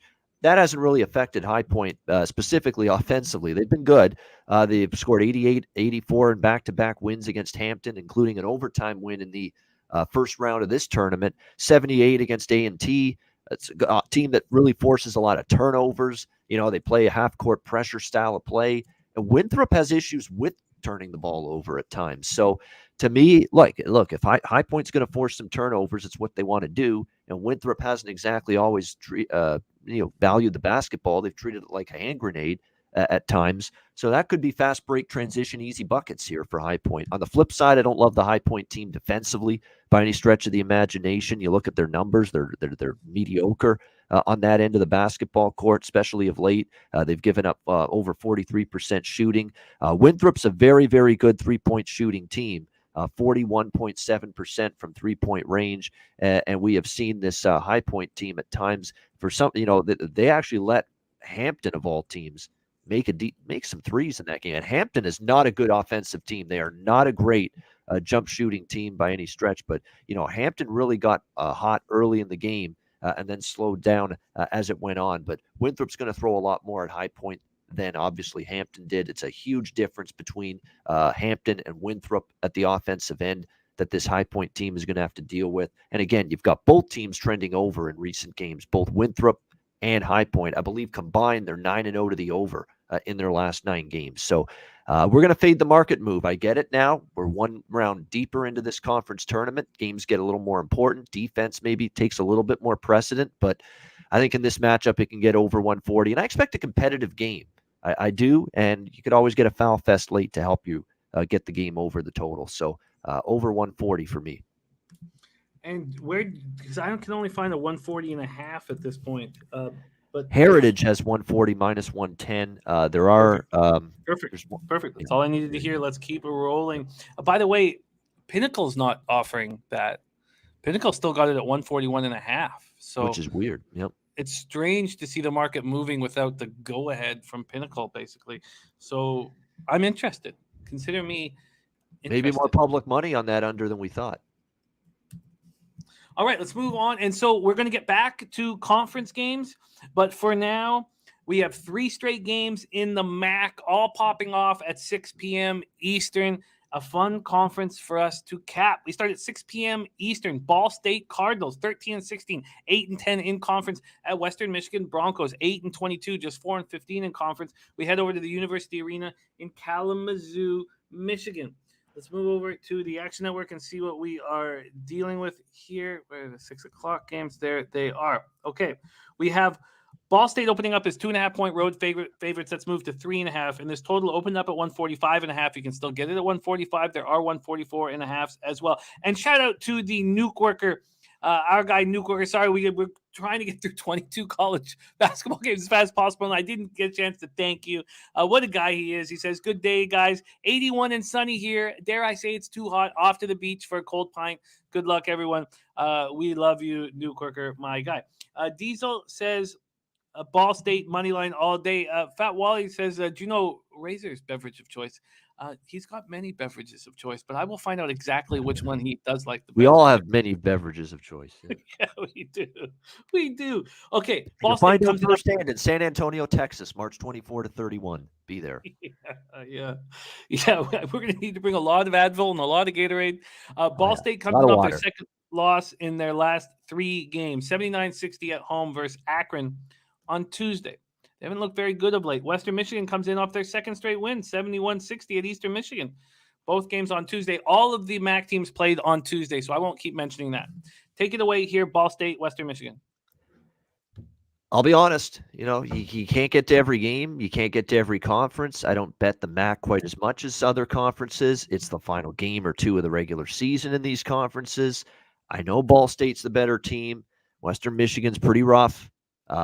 But these games, and I'm finding it especially in these smaller conferences, these last couple games of the regular season, we've seen teams have one good half, not show up for the second half. Like what happened last night to Ryder for me in the Metro Atlantic. They had a great first half. I had them plus the points, and they absolutely crapped the bed in the second half. So the MAC, all the MAC games, I'll give you a lean, I'll give you a thought, but no bets for me. If anything, I'd lean Ball State here. All right. Lean towards Ball State. Let's move on to another spot here. Buffalo Bulls, 19-9, 13-5 in conference at Kent State. Golden Flashes, 20-9, 15-4 in conference. We're at the Mack Center in Kent, Ohio. 2 very good basketball teams, but Buffalo had their 9-game winning streak snapped in a surprise 92-76 home loss versus Toledo on Tuesday. And that is the big difference in, capping this game. Buffalo opening up at plus 2.5. They're now at 3.5 at FanDuel. This total opened up at 145.5. It's now at 146.5. Kent State comes in off their 11th straight win, 63-55 at Northern Illinois on Tuesday. Joe Yurkovich says, are there any Canadian college basketball games? We don't give scholarships to athletes here, and it's bullshit. So we have Carleton, who's the best Canadian college basketball team, and they're powerhouse. But if you can't give full rides to the best athletes, they're never going to stay in Canada. So we don't care very much about them. Take it away here, Babano. Then I'm just answering my man Joe's question. Buffalo, Kent State, take it away. So this is the one I was closest to betting, but I passed, and that's Kent State here. Kent State's not a team I'm fading right now. They have finally, after that crazy point spread run that they had, they have failed to cover the last 2, but they were laying 10 to Central Michigan, and they were laying 8.5 to Northern Illinois. 2 teams that maybe didn't fire them up quite as much. But when you've seen them at home this year, and particularly or when they played any sort of really good team in this conference, Toledo, Ohio, that's a good Ohio team at home earlier this year, back on February 18th, and they just destroyed them 75-52. I like this Kent State team quite a bit, the way they're playing. Sincere Carey's been amazing, carrying the team, if you will. He's been magnificent. Malik Jacobs, their defense has improved significantly down this stretch. I don't know if there's a team playing better defensive basketball in the MAC right now than Kent State. They're giving up just 38% shooting the last 5 games, 63.8 points per game. I don't like betting against good teams off a loss like Buffalo coming off that home loss, and especially catching points. That does factor into this and why I laid off Kent State, but it's Golden Flashes for me if I'm betting it. Pass, but lean Golden Flashes. And with the Golden Flashes at 15-4 in the conference, it means that Toledo has to keep winning here. So This next game, Bowling Green Falcons 13-17, 6-13 in conference. At the Rockets 24-6, 16-3 in conference. Savage Arena in Toledo, Ohio. It means that this isn't going to be necessarily a really lethargic team because they know win this game, we win the conference. So we're looking for good teams who have nothing to play for, and this isn't one of them. Let's break this down. Bowling Green Toledo. Bowling Green opening up at 16.5-point dogs. They're now 15.5 or 16, depending on where you shop. And this total, a very high 165.5. It opened at. A couple of books are hanging 165s right now. So Bowling Green comes in off snapping their 6-game losing streak, 80-77 win at home over Ohio on Tuesday. And Toledo comes in off their 4th straight win, that very impressive 92-76 win at Buffalo we just spoke of. Take it away here, Babano, Bowling Green, Toledo. Under, Paulie, under in that Buffalo-Kent State game, if I were to lean with the total, just because, Kent State's playing great defense, and every big game they've played has gone under because they've been that good defensively. And actually, Buffalo-Kent State's been a bit of an under series history as well, so I'd actually lean under in that game. Bowling Green, Toledo, I look at this game here, 15. I mean, it's a huge number. I get it. Bowling Green is just pretty pathetic, especially defensively. They don't stop anybody on the defensive end of the basketball court. They gave up 112 in a game to Buffalo, the team we just talked about, 91 to Ball State, not even one of the better teams, 82 to Akron, 78 to Western Michigan. I don't know how they beat Ohio last game. It was a stunner, 80-77, but they did. We'll give them credit for that. It was their first point spread cover in 6 games. Can they do it here against Toledo? Toledo needs this game. Toledo team total over, those have been a very good bet throughout MAC season. A lot of people have been on Toledo team total overs. I've been on a few. I think that's the best bet. I'd rather do that than lay the 16 because Bowling Green is at least showing up a little bit offensively. They don't stop anybody on defense, but they are showing up and still scoring some points. I'd rather take the Bowling Green offense out of the equation. Focus on Toledo probably carving up this Bowling Green defense, which they should, especially at home. So didn't bet it, but I'll strong lean Toledo team total over, whatever it is. I wonder if the first half not being at double digits, just because this is an important game, clinch, you're at home. I would like just to look at one thing very quickly here in this spot before we move on. And we're going to move on. We've got to be quick here. We still have 32 minutes before we get Dutch Boy Fresh and NBA. So we're doing great time-wise. We are breaking down all 38 games on the NCAA, NHL, NBA slate. But I would just like to see this here to ensure that Toledo is going to try to dominate here. Sorry, let's take one more second. Let's just go to their full schedule. And so this is it. This is seniors night against Bowling Green. And if they win, they clinch number 1, right? I mean, how do we not think they're going to come out and just destroy this Bowling Green team? Right? Isn't this the easiest coaching angle that you could possibly imagine? It feels like it. It feels like it, but the problem is it's 16 and the teams that I'm most weary of as double-digit underdogs in modern-day sports, it's not the teams that play defense. It's the teams that can score. It's the teams that can give you a three-pointer or a big basket or two or go on a 9-0 run when they're down by 20, in a game like this. Bowling Green can do that. They do have an offense that's pretty capable. It's decent, at least. And I worry about that late in the game. So that's why I said team total over Toledo. I agree with all those points. I mean, this game means they win the conference. They're fired up. Senior night, it gets all emotional in the building. They're at home. They have a great home record. The first, if I'm playing the spread in this game, Toledo first half is the only way I would bet it instead of the full game. I'd put the whole stake on the first half because I think you're more likely to see them come out early. But I think the team total full game is the best way to go because I think start to finish, you're going to see this team get, I think, high 80s, 90s. I think they get in the 90s probably. I love it. That's very interesting, and I think I may be moving on it. Also, that Toledo first half team total over I would find interesting. All right, let's move back. That's a great option too. Split it up, the team total, first half team total, full game team total. That's a great way to go. Yeah, I think. Well, yeah, I would think legitimately to only focus on the full game because. Are there seniors that are on the bench that are going to come in the second half once the team is up 20? Yeah. But Diesel says I can't lay this many points with Toledo this late in the season. And so it's going to take a little bit more thought for me. We're going back to the Missouri Valley Conference here we have the Valparaiso Beacons, 14-17, 6-12 in conference.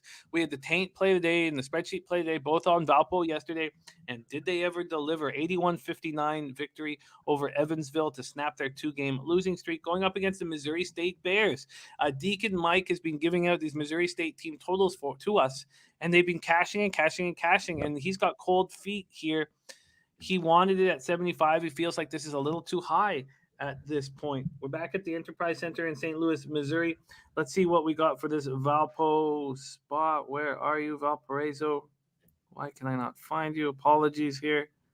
There we go. Valpo opening up as 10.5-point dogs, no movement. This total opening up at 143.5, and like all the other games, it's dropped to 140.5. Missouri State comes into the tournament, winners of 2 straight. Most recently, they beat Evansville 88-79. So should they be this big of a favorite? Joe Yurkovich from Valparaiso, maybe you can give us some insight. Take it away here, Babano. The Beacons versus the Bears. This should be Missouri State comfortably. And I was on Valpo too last night, but that was not so much pro-Valpo. That was anti-Evansville because they are that bad. The Evansville Purple Aces are a horrendous basketball team. And finally, they were put out of their misery last night by Valpo. Horrible season for them. This is a step up in class. Missouri State now, Dana Ford's a great coach. This is a team with Gage Prim, a terrific player for Missouri State. They've got multiple weapons that can beat you going into a game like this. And I think it's going to cause a lot of trouble here for Valpo. Isaiah Mosley, outstanding score. Mosley and Prim on this Missouri State team, just absolutely outstanding for them offensively. They're a good offensive team. They have good offense. They run good offense, and Valpo's going to struggle. Valpo struggled against this team both games this year, 74-57, 84-66. Blew them out in both games. I don't see anything different here. I think Missouri State's capable of winning this conference tournament. They're there with, Drake, Loyola, Chicago, Northern Iowa. They're in that group of teams that could maybe find their way to cutting down the nets here in Arch Madness. They're a very good basketball team. I'm debating on, because I'm going to land on Missouri State one way or another here, either land the 10.5 or the team total over.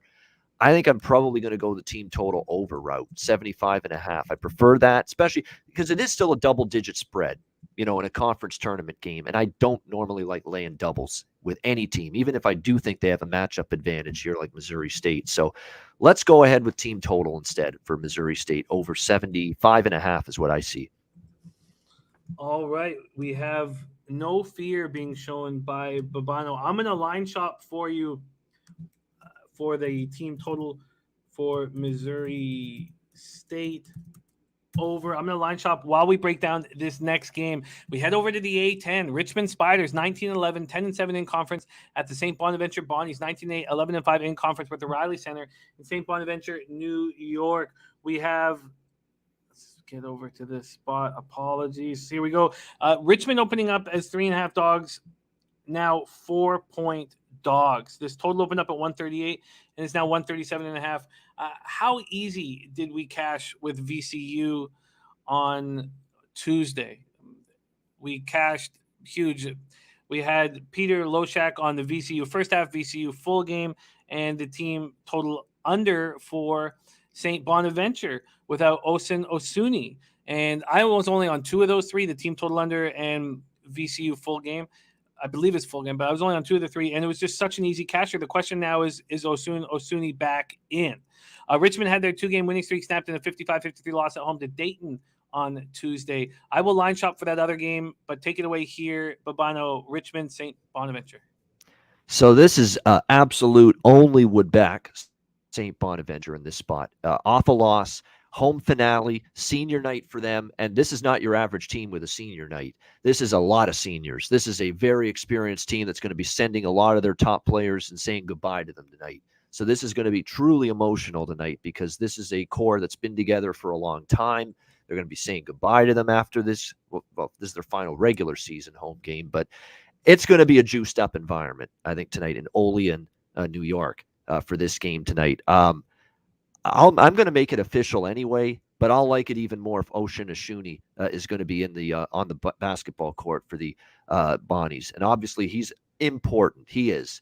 He's their interior presence. He's their glue guy. He defends the rim. He gets them rebounds. He scores inside the paint. He does all of this stuff, the dirty work for this team. I mean, we know this team's got pretty good guard play. It, early in the season didn't look like it at times because, let's be honest, this team had their struggles. It was inexplicable how badly the Bonaventures were at times, or Bonaventure was at times earlier this year. But no, they're playing their best basketball now. They had won 7 in a row prior to losing that game at VCU. They might have been kind of looking ahead to this big game. This is a big emotional night for the likes of Jalen Attaway and Jaron Holmes and Kyle Lofton and guys that have been here now at this program for a very long time. So, and Richmond, I just don't trust. They're a soft team.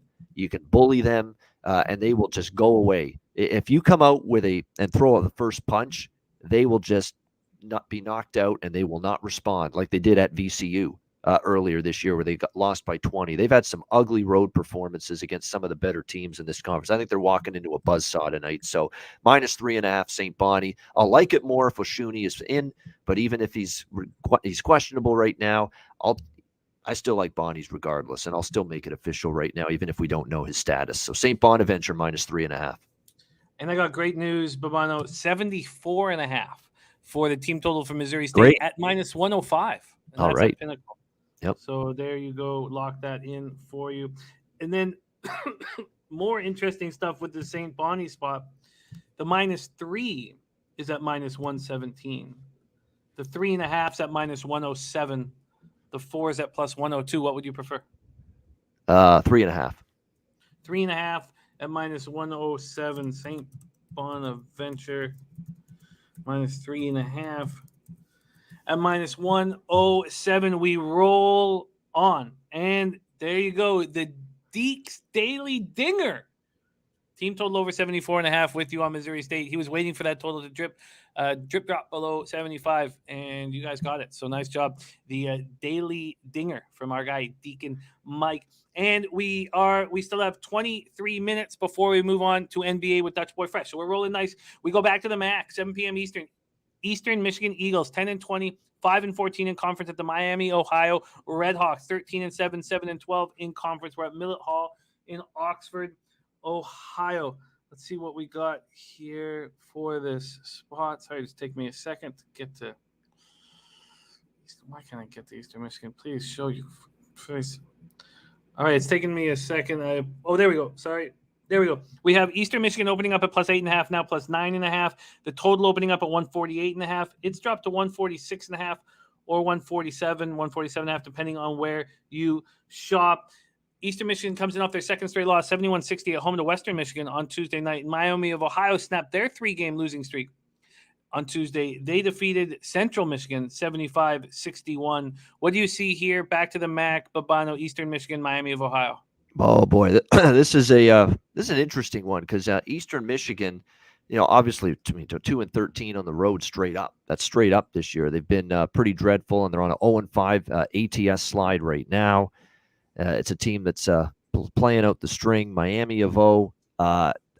The problem with Miami of O is you look at them in home favorite roles, and especially of double-digit nature. They haven't been double-digit favorites very often, but last time they were, it was a bad Central Michigan team. They lost the game outright. They were 10.5-point home favorites. They lost the game outright to Central Michigan, who just are a terrible team. They don't play much defense. Miami O lost to them. So, my first thought was you lay the points, but you see what happened against Central Michigan. If Eastern Michigan is probably a little bit better than Central. They could hang. This is too much volatility for me. Not interested. I'm passing. We got another MAC spot before we move back to the SoCon. Central Michigan, Chippewa, 7-21, 6-11 in conference at the Zips, 20-9, 13-6 in conference. We're at James A. Rhodes Arena in Akron, Ohio. Let's see what we've got here for a market. Damn, move up to 8. There we go. Central Michigan opening up as 14-point dogs. Let's move to 13.5. And this total opened up at 135, and it's creeped up a half point at most books. Central Michigan comes in off their second straight loss, 75-61 at home to Miami of Ohio on Tuesday. And Akron is rolling. 4 straight wins. Last one was beautiful, 79-60 at Ball State on Tuesday. Take it away here, Babano. Chippewa Zips. Yeah, I was waiting for Akron to get going because I couldn't figure out, earlier on in conference play, why is this team struggling so much? They look like they should be better than they've been. And now they're starting to play up to that level, and it's been good to see. This team's definitely, when you look at it, very good at both ends of the floor at the moment. Their offense is picked up. They've got a very good defensive team, only giving up 63 points per game. Multiple weapons. They got 4 players in double figures, which is great to see. They have good balance. They don't rely on one guy. Brian Trimble, Castaneda, Enrique Freeman, Ali. I mean, all of these guys double-digit scores for Akron. I like seeing that in a team. They're playing their best ball right now. I wouldn't really want to step in front of them. Do I want to lay this many in this spot? No, but again, a last home game situation. And Central did lose to Miami O last game, 75-61 at home. Now they got to go on the road. And oddly enough, in some of these games on the road, they've been all over the map. I mean, they beat Miami O as 10.5-point dogs on the road. Toledo, a great Toledo team, they lost by 2 as 20-point dogs. But they also had a game at Ohio where they lost by 26. So it's been all over the map for the Chippewas. And Akron's just on a run, and teams on a point spread run like the Zips are. I don't step in front of the streak. So Akron, I lean, but a pass. And if Buffalo loses and Akron wins, which is very likely, they leapfrog Buffalo for seeding in the conference tournament. So Akron probably comes up fired up. Seniors night, something to play for. Okay, I may be moving on them first half. Let's move on to 7:30 p.m. Eastern SoCon Championship. We have the first round of it. The Western Carolina Catamounts, 11-20, 5-13 in conference versus Mercer Bears, 15-16, 8-10 in conference. And let's see what we are dealing with. Western Carolina opening up as 5.5-point dogs. That's moved to 6.5. Then we have this total at 142.5, and that has not moved. We are at the Harrah's Cherokee Center in Asheville. Western Carolina comes to the tournament having won 2 of 3. Most recently, they defeated VMI 82-73 at home on Saturday. Mercer comes in having lost 3 straight, most recently losing at Wofford 74-67. Here we go. Take it away. SoCon action, Western Carolina, Mercer. Yeah, the more this line moves up on Mercer, more I'm interested in Western Carolina here, the Catamounts. Catamounts for the longest time were worst team in this conference, no question. But we've seen some life from this Western Carolina team late in the season. And to me, Mercer's just too inconsistent to trust them laying this many points. I mean, most of their point spread covers have been in the underdog role. But when you start to look at what they've done here in terms of favorites, they were 6.5-point favorites against Western Carolina February 19th, this same team they're playing here. They lost outright. They were 6.5-point home favorites against the Citadel. They lost that game outright. So when they're laying this, not only favorites, but they're favored to win by a margin. They've not been good, Mercer. And you look at Western Carolina, 4-1 ATS down the stretch, the last 5. Other than a blowout loss to Furman, one of the best teams in the SoCon, they beat Mercer. They lost by 9 to Greensboro. They beat VMI as home dogs, 82-73 in their last game. These two teams split the season series. Mercer won the first game by 8. Western Carolina returned the favor, won the last game. Western Carolina 5 straight point spread covers in this head-to-head series against Mercer. I just don't think on a neutral floor there's 7 points of difference with these two teams, which is now what you can get in some spots with Western Carolina. You look at the numbers. Western Carolina is a better offensive team than Mercer the last 5 games. Mercer is the better defensive team, but we've seen Western Carolina be able to score the basketball lately against Mercer. So I would lean to the points here with Western. +7, 6.5, but there's 7s out there now. I lean over the total as well, but for the purposes of the show, I'm only going to make Western the official play. All right, let's get you Western Carolina. I don't have a 7 available. Let me just Heritage. see if I can. Heritage, okay, beautiful. 7 -110. Oh, beautiful. Okay, let's lock that in. Let me just see if, let's lock that in right now. We have Western Carolina for Babano. Western Carolina. +7 at -110. All right, we roll on. 8 p.m. Eastern, and now we get to the OVC and the semifinal here. Southeast Missouri State Redhawks 14-7, 8-9 in conference versus the number 22 ranked Murray State Racers 28-2, 18-0 in conference. We're in the Ford Center in Evansville, Indiana. We have this Murray State team that hasn't played since taking these very Redhawks way too lightly. 70-68 win at SEMO to close out the regular season. And that should have been an auto bet.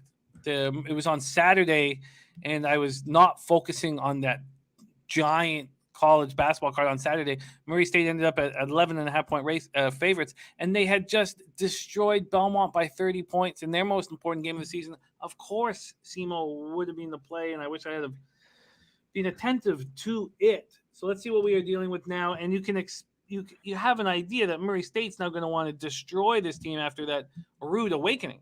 Whether you want to bet them or not, we'll hear Babano's take on it. Murray State opening up is 15.5 points, now at 15, and BetMGM at 14.5. This total at 150. It's dropped to 149.5. And Southeast Missouri opened the tournament with their third win in 4 games, and it was an impressive one. I mean, it sure was over Tennessee State, who's terrible, at 79-55. Take it away here, and I can't wait to hear your breakdown. Take it away. OVC. Yeah, fascinating game. Murray State's obviously been rolling in the OVC, number 1 seed, incredible win streak, double-digit win streak.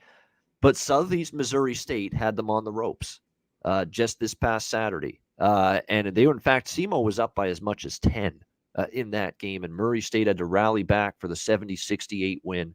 So there's that talk. Does that snap Murray back into attention for this game? They come out, storming and maybe blow this team out like they did the first time? Or is that a harbinger of things to come for Murray State, that maybe SEMO can give them a real tough battle again? SEMO is starting to play defense, all right? That's been an issue for them all season long. They finally are starting to contest things at the defensive end of the basketball court. And, you look at what they've also – that's been the big difference during this stretch. And SEMO, after a rough beginning to the conference season, they've been flying under the radar point spread-wise. In fact, I've got them at 5-0-1 ATS the last 6 games. And look at who they played. At Belmont, they lost by 9. They covered, competitive in defeat against a great Belmont Bruins team. We'll talk about them in a minute. Tennessee Tech lost by 4. Beat Morehead State, one of the top 4 seeds in this conference, outright as underdogs. This SEMO team did. They won and covered against Tennessee Martin. The Murray State game we just talked about, 70-68. And they followed that up just yesterday in their first round tournament game, blew out Tennessee State, 79-55. And again, signs of this being a much better defensive team down the stretch. It's too many points to me in a neutral court conference tournament game. I am never, ever laying 15 in a conference tournament game. Ever doing that. Never doing that.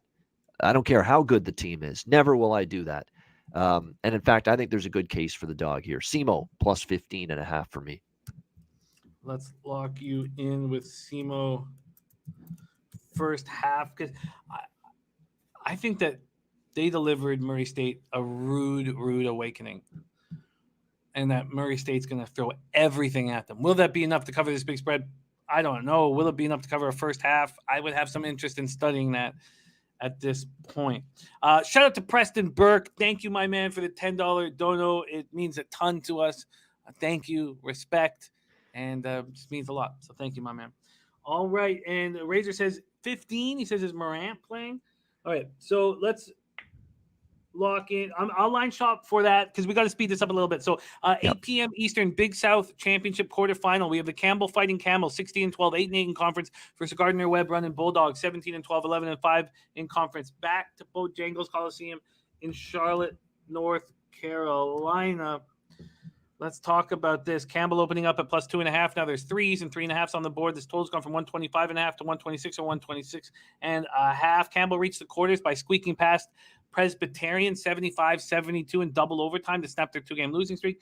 Gardner-Webb comes into the tournament having their 2-game winning streak snapped in a 72-70 loss at South Carolina Upstate on Saturday.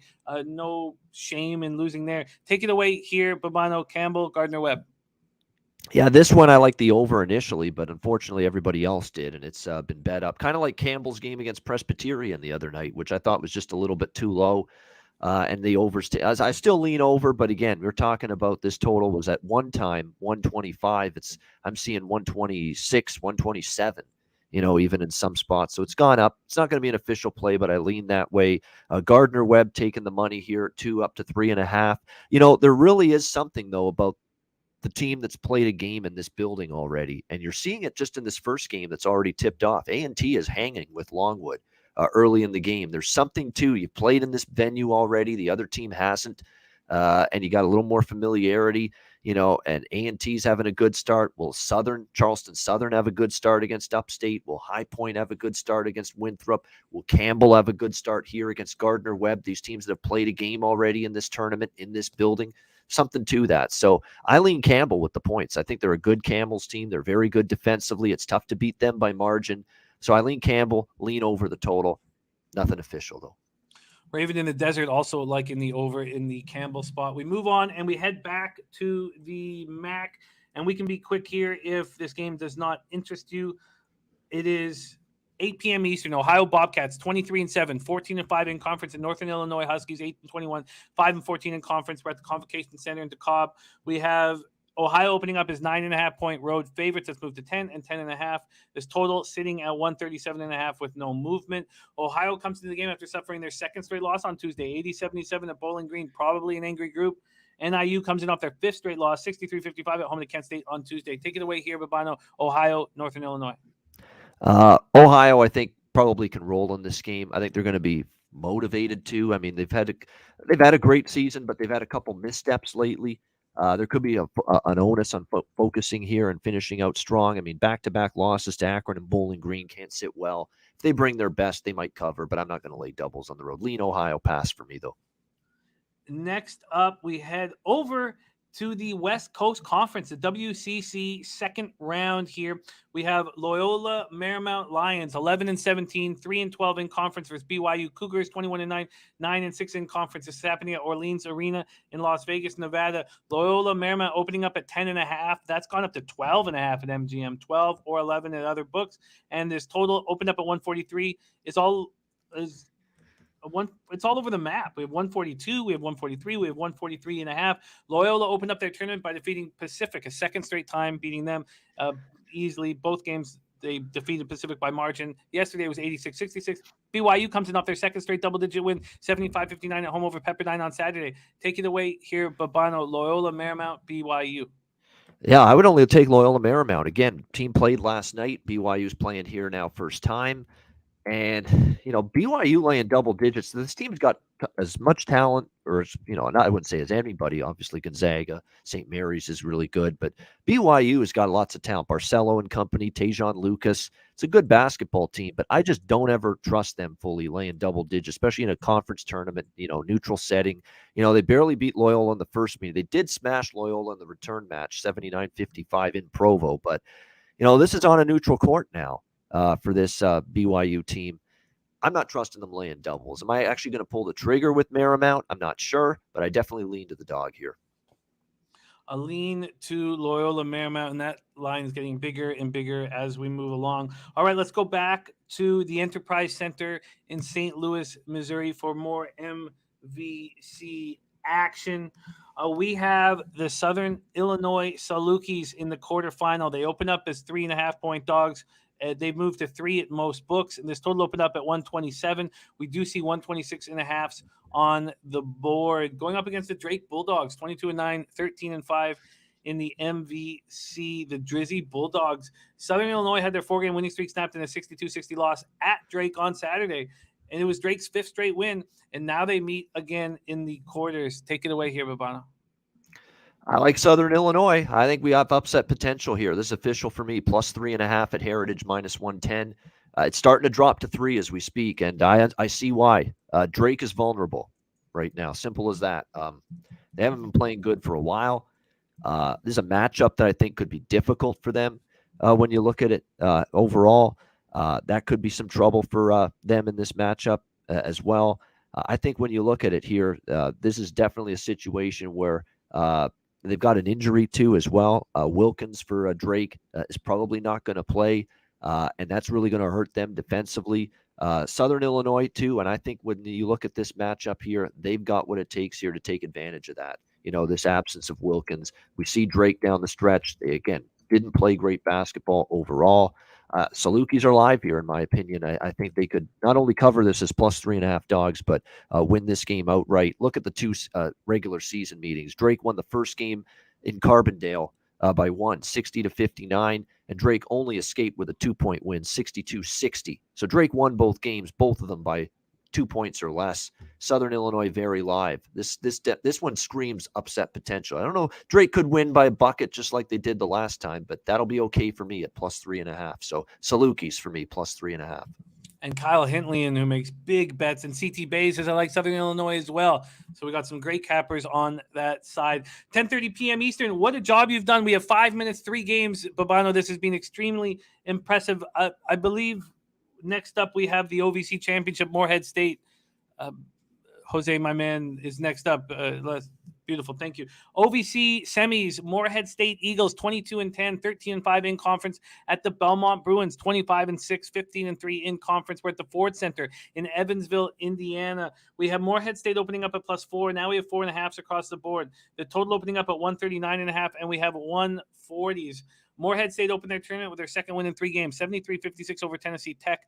Belmont responded to that 76-43 beatdown by Murray State by jumping all over a weak Tennessee State squad, 87-66. Take it away here at the semis, Morehead State, Belmont. Wow. I don't know if I'm going to bet this game as of right now. I'm not, but you can't argue against Morehead State's ability to really match up well against Belmont. Belmont's had a tough time against the Eagles. 89-82 overtime loss last year in February. They played in the tournament last year, I remember, this OVC tournament, and Morehead State handed it to Belmont, 86-71. Now, clearly this Belmont team is going to have that on their minds, right? This is not just revenge. This is big revenge, because this Morehead team knocked them out of the tournament last year, the conference tournament. And Belmont thought they were good enough to win that conference tournament. But you can't get by the fact that Belmont's not beating this team at all, let alone by margin. 3 of the last 4 Moreheads won. The only victory was earlier this year at home for Belmont. Morehead was getting 8.5, and Belmont escaped by the skin of their teeth with a single-point victory. I really think the emotional aspect of this matters, that Belmont just got embarrassed by Morehead last year in this tournament, but I can't get over the fact they cannot match up with Morehead. They have not been able to match up with Morehead, and for that reason, I'm leaning underdog here. Haven't bet it yet, but I'm leaning Morehead. You can't ignore this matchup difficulty, game in, game out for Belmont when they face this team. I get it. This is going to be a fun one to see who is in the finals of the OVC. We move on to 11 p.m. Eastern, West Coast Conference. We're in the WCC second round. San Diego, 15-15, 7-9 in conference versus the Portland Pilots, 17-3, 7-7 in conference. We're back in Vegas at Orleans Arena. We have San Diego opening up as 2.5-point dogs. That's moved to 1.5 or 1. And this total opened up at 138. It's now at 139. We had San Diego's losing streak, 3-game losing streak get snapped, and that was against good competition. And that losing streak started at Portland in a 92-60 loss in February 17th. Then they lose to St. Mary's, then San Francisco. Then they come in the tournament and they beat Pepperdine 74-67 last night to get the opportunity to fight the Pilots again. And this Pilots team had their winning streak snapped in a 102-89 loss to Santa Clara on the 26th of February. Take it away here, Babano, San Diego, Portland, and are you surprised at this spread when Portland beat them so badly just 2.5 weeks ago? Yeah, I don't know if they'll beat them badly again, but I think they'll beat them again. I like Portland here. I like Shante Legans as a coach. This was a great coaching hire by Portland. This program's just gone into absolute toilet the last few years. Terrible program. He's trying to resurrect it, start it from scratch, and he's doing a great job. This team struggled early. It's a totally rebuilt, revamped roster, but this guy's a good coach. Remember, he coached Eastern Washington before getting this job, and Eastern Washington was a tournament team last year, consistently one of the best teams in the Big Sky when he coached there. This is going to be a good hire. It wouldn't surprise me to see Portland in the next couple of minutes, or a couple of years, I should say, being moving up the pecking order in this West Coast Conference. They've got that potential because they've got a coach that's going to, I think, make this program and build it. So it's going to take a while, but slowly but surely, he's going to build something here. I like the way they're playing. Defense, still, they kind of struggle, but boy, they're already a good offensive team. And that's the one thing about Shante Legans. He's always had teams that could really run good offense, and you're seeing that here with Portland. I don't disagree with the Diesel in the chat saying the over. The over has taken some money, but I prefer the side. I probably have a smaller bet over 139, but I like the side more.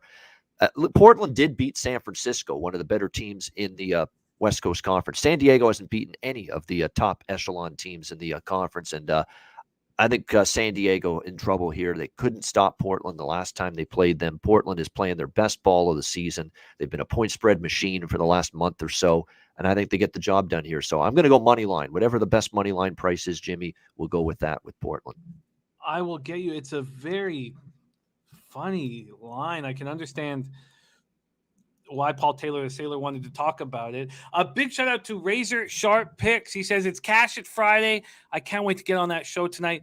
He says, want to give away a Cash It hat. Have everyone type the number 1 in the chat, and he will pick a random person and send them a free Cash It hat. And I wear my Cash It hat proudly. All you have to do is write the number 1 in the chat for your opportunity at a free Cash It hat. There's our guy Pierre Suartas, who's going to be coming to San Antonio from Colombia, from Medellin, I believe, Colombia. So that's so cool, Pierre Suarez. We can't wait to hang out with you. Please let me know when we can pick you up at the airport. We want to take care of everybody. Cash It hat on the line. I love that Cash It hat. Okay, one more game, and then we go into NBA. That's the Utah State Aggies, 16-14. Oh, and I'm going to get you the money line on the Pilots. And Raven and Desert agreeing with it. Utah State Aggies 16-14, 7-10 in conference at San Jose State. Spartans 8-21, 1-16 in conference. Providence Credit Union Event Center in San Jose, California. After this, we've capped all 22 games. Babano running hot. Utah State opening up as 13.5-point favorites, now 11-point favorites. The total opening up at 138, it's now 137.5 or 137. Utah State, they've not been playing very well lately. I mean, obviously, Colorado State's a good basketball team whom they lost to 66-55 on Saturday. And they did beat New Mexico 81-56, but there's a lot of L's against teams that they can beat, like Nevada. They lose 85-72 at home, lose to San Diego State 75-56, lose by 19 there, lose by 11 to Boise State. That was an ugly road trip. San Jose State's lost 2 straight. They're coming off a 58-54 loss at Air Force. So take it away here. Mountain West action, Utah State, San Jose State. Easy pass. Nothing else to say. Easy pass. An easy pass there. And yes, Diesel, my man Jose and I are picking everybody up at the airport, everybody who rolls with us. All right, let's review all action before we go on with Dutch Boy Fresh in NBA. Ron Crawford spreadsheet play of the day was a Longwood Winthrop moneyline parlay. That's in action right now. Babano gets his card started with the over. Jimmy, I hate to do this. I got to run, actually. I got to run in a few minutes, so I got to take off. But okay, I'll review your action. You did a spectacular job. Thank you for sharing all your hard work with us, my man. All right, good stuff, Jimmy. Thanks. There he is, Babano in the house. So the over 144.5 in the Illinois State, Northern Iowa MVC quarters. Then he's on Charleston Southern +6 at -110. He's on Bradley +6 at -108 versus Loyola Chicago Ramblers. He's off Citadel East Tennessee. He is on the over 140 at -1. Oh, no, he's not. That's a move that I was going to make. The High Point Winthrop over. Oh, no, he is. Sorry, he is on the over 140 at -110. My fault. Yes, he's on the over 140 -110 in the High Point Winthrop, and I believe I'm going to jump on that as well. Nothing for Ball State, Western Michigan. Nothing for Buffalo, Kent State.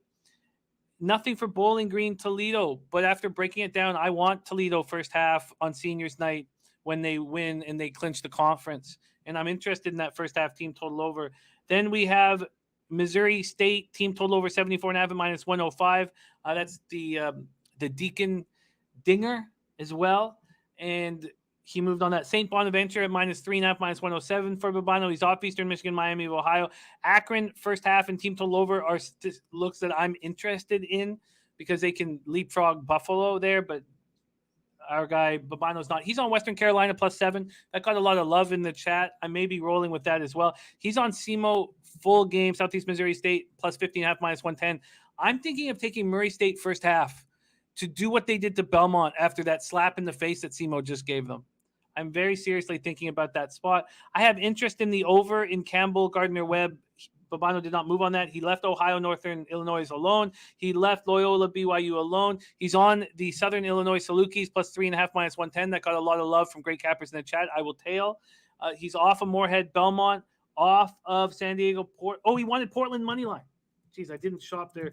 If somebody in the chat could help me get a nice Portland money line number, because we got to move on to NBA right now, and we have just the man for the job, and that man is, look, I'm blowing away at 60%, but Dutch Boy Fresh said, no, I can do better. He goes 2-0 yesterday on the show. It's been really fun having him Wednesday, Thursday, Friday, and he's been cashing here with us. Let's just get his record right now, because here's the thing of beauty. This guy's made 62 bets on our show, and he's hitting at 61.3% on them. His ROI is 20% on the show. I've never had anybody with a 20% ROI with this amount of sample size in the 5 years I've been doing this publicly. Average line -105. He cashes with Heat -2. He cashes with Mavs -2. Both paying low VIG spots. Diesel also on that Portland money line. And Dan says Dutchie had a brilliant take on Heat Nets yesterday. This man is hot. Coming to us live from Las Vegas, Nevada. Please welcome Dutch Boy Fresh.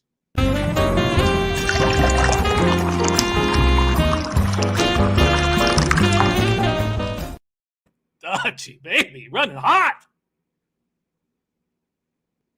Oh, you're muted, my guy. You're muted. That's the only way we can slow him down. Yeah, right. Hey, give me the motherfucking bag. Salute to you, my guy. All the real ones holding it down. You already know it's all love. Hey, it's Fresh Friday, Jimmy, and I can't think of nothing better to do than start off our week and then hitting these motherfuckers straight over the head once again, my guy. Yeah, man. I love it. Jason Falk says, just think how fresh he'd be in a Babano sweater. That's I didn't peep Bobano's sweater. But we don't really have the same type of style. I ain't gonna lie to you, but he's my guy, though. He's my guy. Don't worry. I'll rob him in San Antonio and hook you up. All right, let's get to work. We have Dutch rolling hot. Let's go. We start. Let's move everything over. Sorry, we're 30 games deep in this card already. Yeah, I seen it. I was like, man, I'm breaking it down. 30 games deep.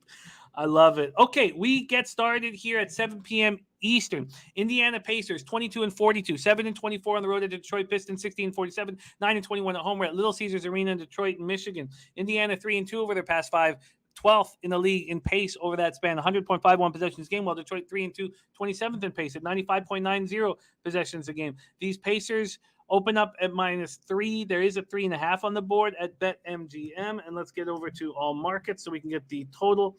And this total opened up at 230.5 and has dropped either a half point or a full point. Pacers come in off their second win in 3 games, 122-114 at Orlando in overtime. And Malcolm Brogdon sure looked good. So in the 122-114 win over Magic, he goes for 31 points, 11 boards, and 8 assists in 41 minutes. He has 14 fourth-quarter points against the Celtics in that win there, 20 points, 6 boards, 5 assists. Halliburton finishes with 21 points.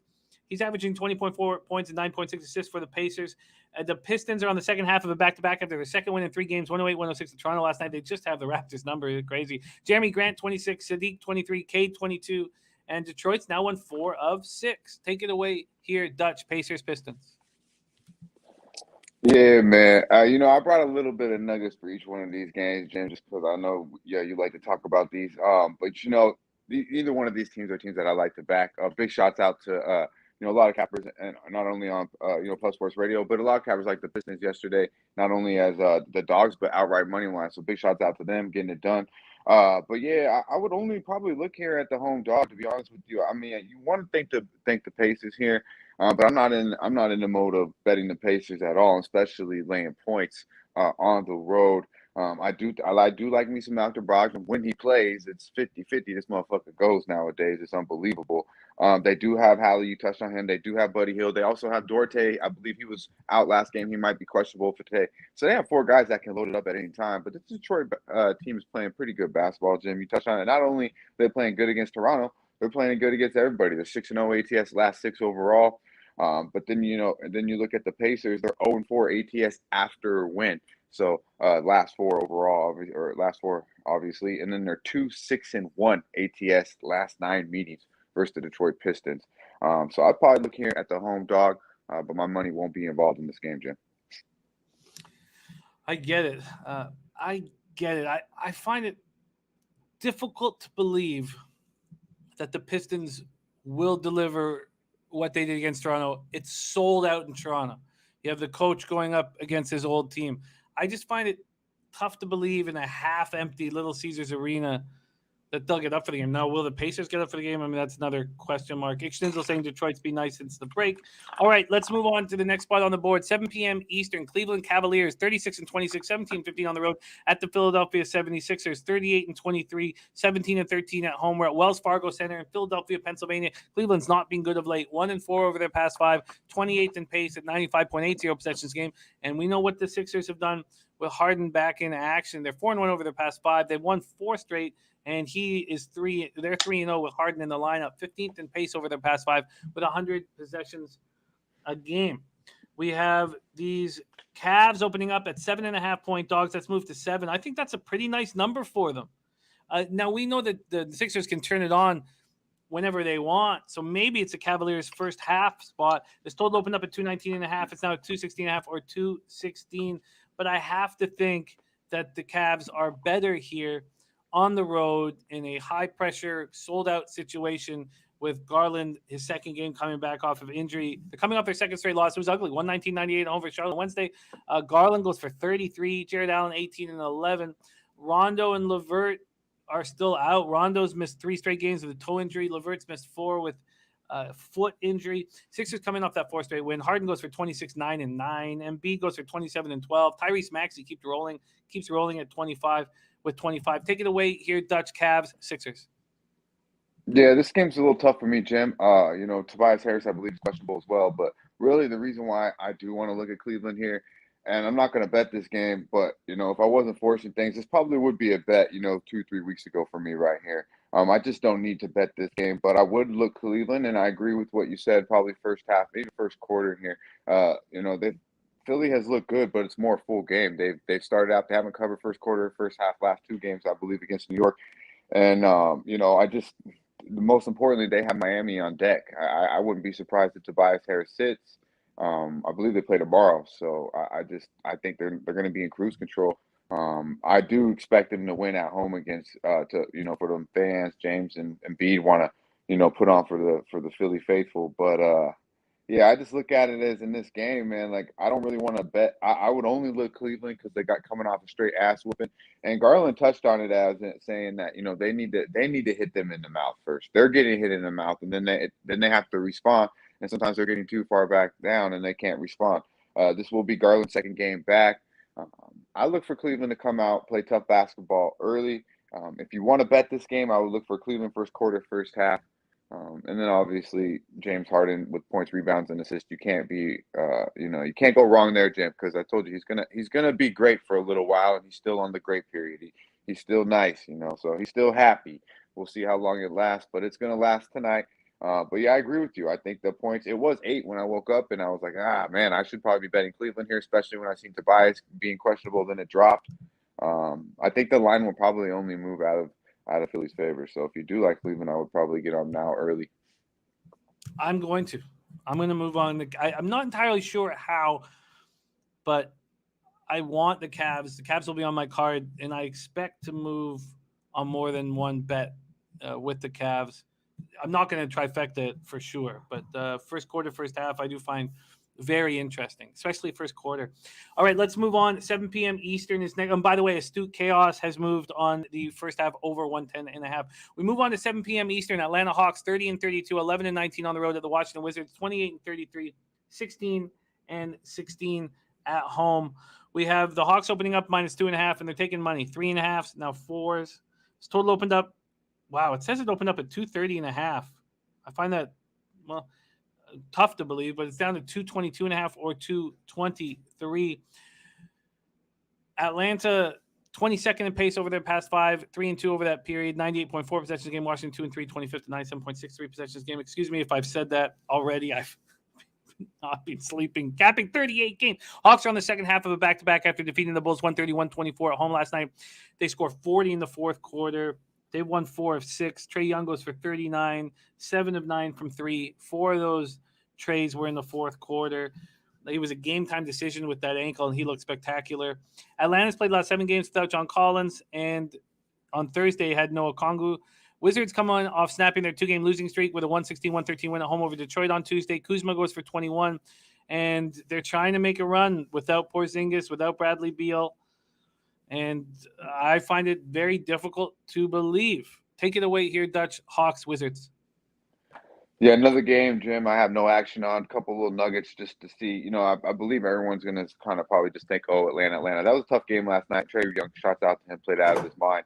Knew the 4.5 was good, and it was still good even at a pick 'em, but, we couldn't go there. But, yeah, the Hawks are 1-5 ATS last 6 after a cover. 1-5 ATS last 6 overall on the road. We look at the Wizards. They are 5-13 and 2 ATS last 20. But they're 4-2 straight up last 6 in conference. I don't know here. Like I want to say Atlanta would be easy money here, but I feel like Washington shows up. So this to me is a clear backwood, Jim. Just a couple numbers maybe to help you guys cap this game, but I wouldn't bet Atlanta on the road. Yeah, I wouldn't either. I'm not interested in Atlanta whatsoever. What I am sort of interested in is if it just keeps moving, if money keeps coming in on the Hawks. By the way, my apologies. I haven't even brought up where the cash is. Which I probably should have. And this is one where I imagine all the money is going to come in on the Hawks. And I wonder if we can cross that 5 threshold. Let me just jump in here quickly and get this live odds here in NBA and start with this Hawks game. We have 47% of tickets on the Hawks and 60% of cash. That's not what I was expecting. Interesting. Yeah. Okay. Then 54% of tickets, 60% of cash on the over. In the Cavs spot, 81% of the tickets, 82% of the cash on the Sixers, and we have reverse line movement. So that tells you a lot there. And then that Pacers-Pistons spot, 35% of tickets on the Pistons and 63% of the cash on the Pistons. So the big bet's coming in on Detroit. Okay, tricky. Very tricky. But the Cleveland spot is what appeals to me so far. Let's move on. 7:30 p.m. Eastern, we have the Milwaukee Bucks, 38-25, 16-13 on the road. At the Bulls, 39-24, 24-9 at home. We're at the United Center in Chicago, Illinois. Millie's pace, 6th in the NBA over the past 5 games, 103.40, 3-2 over that span. Chicago, 2-3 over the past 5, 14th in pace at 100.30 possessions a game. We have the Bucks open up as 3-point favorites. That's moved up to 5 at a bunch of books. This total opened up at 238. It's now at 240. Or 240 and a half. And then from the cash flow perspective, 7,868 tickets in, 63% of tickets, 78% of the cash on the Bucks. Then you have 63% of tickets on the under, but just 42% of cash on the under. Bucks coming off their second straight win, 121-19 at home over the Heat on Tuesday. Antetokounmpo, 28 points, 17 boards, 5 assists. Middleton goes for 26. Drew goes for 25 with 6 boards and 11 assists. Antetokounmpo has 5 straight double-doubles. He's averaging 33 points and 14.4 boards over that span. Lopez is still out, still waiting for him to recover fully from back surgery. Connaughton still sidelined with that fractured hand. George Hill close to returning, but he's still out with the neck injury. Bulls are on the second half of a back-to-back after suffering their 3rd straight loss, 131-24 at the Hawks. Last night, DeRozan and Levine both finished with 22. And DeRozan still 7 boards, 8 assists. He's filling the stat sheet. Vooch goes for 21 and 11, 10 of 17 shooting. And Kobe White and Ayo each had 15. And Lonzo Ball will miss this game, but he's close to returning. Close to returning, and Caruso and Williams are not close to returning with their wrist injuries. Take it away here, Dutch. Bucks, Bulls. Yeah, the Bulls need Lonzo. They do. And I'm not a big Lonzo guy, but he's a nice fit on there, can run the show. They need a point. Kobe White, shout out to the Tar Heel, but he's not a starting point guard in this league, especially on a competitive team. Both of these teams, we talked about, Jim, are good teams, but both haven't showed up very well against better teams, but specifically the Chicago Bulls. The Bucks might have, I think, turned the corner a little bit here. They felt themselves against Charlotte, had just a thumping on them, and then they go out there and find a way after being down by 14 with deep in that fourth quarter and find a way to win. Referees, bullshit or not, hey, they've got to win against a very tough Miami team who's shown without their stars they could still beat a Kevin Durant Brooklyn Nets team. So that was a big win for Milwaukee. I believe they're going to carry it. And then also not only for Milwaukee, but for Drew Holiday. Had the game-winning shot, but struggling to play a little bit. I look for him to kind of go back on a roll. He was really playing good basketball earlier part of the season. I look for that to come back. Middleton's getting back in range as well. But what this comes down to is Bobby Portis and obviously Greek the Freak Giannis. They're going to eat these Bucks boys alive. They have nothing for them down low. They will out-rebound them. The Bulls have lost 3 in a row. You touched on it, allowing 119 points per game, Jim. Allowing opponents to shoot 48.6 from the field in that span and being out-rebounded in all 3 games. It won't change tonight. It's fear to fucking dare early and often, but on the back-to-back situation, I definitely endorse the full game here because the Bulls will be tired. Tough game last night against Atlanta. Led the whole fucking game and got out until, late mid-third, and then, of course, got out of there. Got their ass whooped. Trae Young just busted their ass. So Levine ain't right. They're relying a lot on DeRozan, and DeRozan, I think, it's going to start to show on him. He's been carrying these motherfuckers. Big Vooch is so streaky, and he's not going to like having to go out there and cover Bobby Portis in that corner and see Giannis coming at him full speed. So I really like the Bucks here.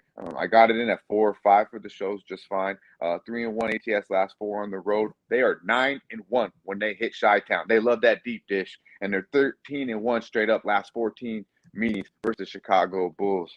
No bullshit tonight. It's easy money in Chicago for the Fear the Deer. -5, I believe, is the best number we got now, Jim. Yeah, -5 at -109 available right now at Circa. And I know a lot of people want to talk about the Grayson Allen injury, and then that's all you got for the Chicago Bulls, and that's it. Tristan Thompson wants to run his mouth. The motherfucker wasn't even on the team when this shit happened. And believe me, I'm no Grayson Allen guy. Dude, I prefer his ass to be on the bench. I don't give a fuck if he plays or not, to be honest with you, because all I care about is Bobby Portis, Giannis, and Drew Holiday. That's enough to get it done against these boys. But I believe the bench will show up as well. They got Ibaka, another big on the bench, and Lopez is in his way back too. I believe he's coming back soon as well. So look for Milwaukee to 10. I think they're going to go on a little run here. Looking at the schedule, they got a lot of capable games to be winning here. So I like Milwaukee here tonight, and I think they go on a little run. And we got a 4.5 over at DSI. Thank you, Moose Money. We'll use that because that's the line that he got, and it's a struggle when Dutch comes on at this time to give him the best line. So thank you for that. Bucks -4.5, -110. Dutch total at 240. I give you a free $500 bet. What do you do? Yeah, I don't see Chicago stopping these boys. So I would look team total over. I would try to ask you if I could use that 500 for a team total over. I'm Milwaukee. But if not, I'm not taking no unders with Chicago. Those motherfuckers can't stop a nosebleed, especially a Milwaukee team that can get high at any time from that 3. And they throw 20, 25 threes on the board quick. Crazy. Schnizzle also loving the Bucks here. Milwaukee with 63% of the tickets and 78% of the cash on the side. And from the total perspective, we have 37% of tickets on the over, but 58% of the cash. So big bets coming in on the over, big bets coming in on the Bucks. JT says, Dutch, what do you think about the Bucks first half -2.5? I imagine that you like them across the board. Is it? Yeah. But you're on the full game. You like that best? Right. And I usually like Milwaukee first half, so I definitely endorse it. But the big thing here is the Bulls will tire out late. It's a back-to-back, so I like the full 48 minutes. And plus, we're betting on the better team here. Great to see you, Piker, my guy. And Nutflush On says, once the lineups are confirmed, I will place my auto bet. It's been paying Bailey's students loan monthly, and that is the Bucks early. We move on to 7:30 p.m. Eastern. Orlando Magic 15-48, 8-26 on the road at the Toronto Raptors, 34-28, 17-14 at home. Scotiabank Arena in Toronto, Ontario.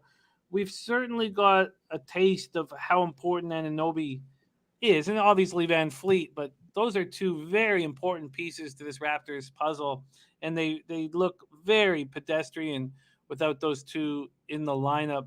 The Magic open up at +7. We see some 7.5s on the board. The total opened up at 220.5. It's now at 219.5. Orlando 2-3 over their past 5, 5th in pace at 103.44 possessions a game. Diesel saying that the Raptors are covering, and Toronto also 2-3 over their past 5, 23rd though in pace at 98.10 possessions a game. We have 5,422 tickets in, 57% of tickets, 56% of cash on the Raptors, 34% of tickets on the over, and 61% of cash on the over. Magic had their 2-game winning streak snapped in a 122-114 overtime loss at home to the Pacers on Tuesday. Franz Wagner goes for 28. Magic have lost 8 straight regular season games to the Raptors. But the Raps are on the second half of a back-to-back, and no Anunoby for some time, no Van Fleet, no Thaddeus Young. He's out with a non-COVID related illness. Gary Trent, 4 of 23 from the floor in the loss. We have not seen much of that. 3 for 15 from 3, and Toronto as a team shot 7 of 26 from 3. It just feels like they're going to play much better. And whether or not that much better is enough to cover a big price is the question. Viper says Orlando 1-9 against spread in the last 10 games when playing Toronto. Toronto 13-5 against spread in the last 18 games at home. And Scotty Barnes, 21 points and 10 boards. Why is he not getting recognition for Rookie of the Year? He's now 10-1, and Mobley's now minus 700. Shouldn't he be getting some recognition? Siakam goes for 28. Precious Achiuwa goes for 18 off the bench. Take it away here, Dutch Magic Raptors. Yeah, I think I fuck with Scotty Barnes, but I think he might have lost all that love after that little All-Star weekend. You know, he embarrassed himself a little. He got it back a little bit, but he embarrassed himself with the floaters, missing about 5, 6, 7 in a row. But no, I like me some Scotty Barnes. The kid's a specimen. But when you watch Toronto, man, these motherfuckers, man, they look just disoriented. They can't knock down an open jumper. I mean, just they got all the length in the world and can't do nothing with it. And you know, it's frustrating because they were bet on team, 10 days ago.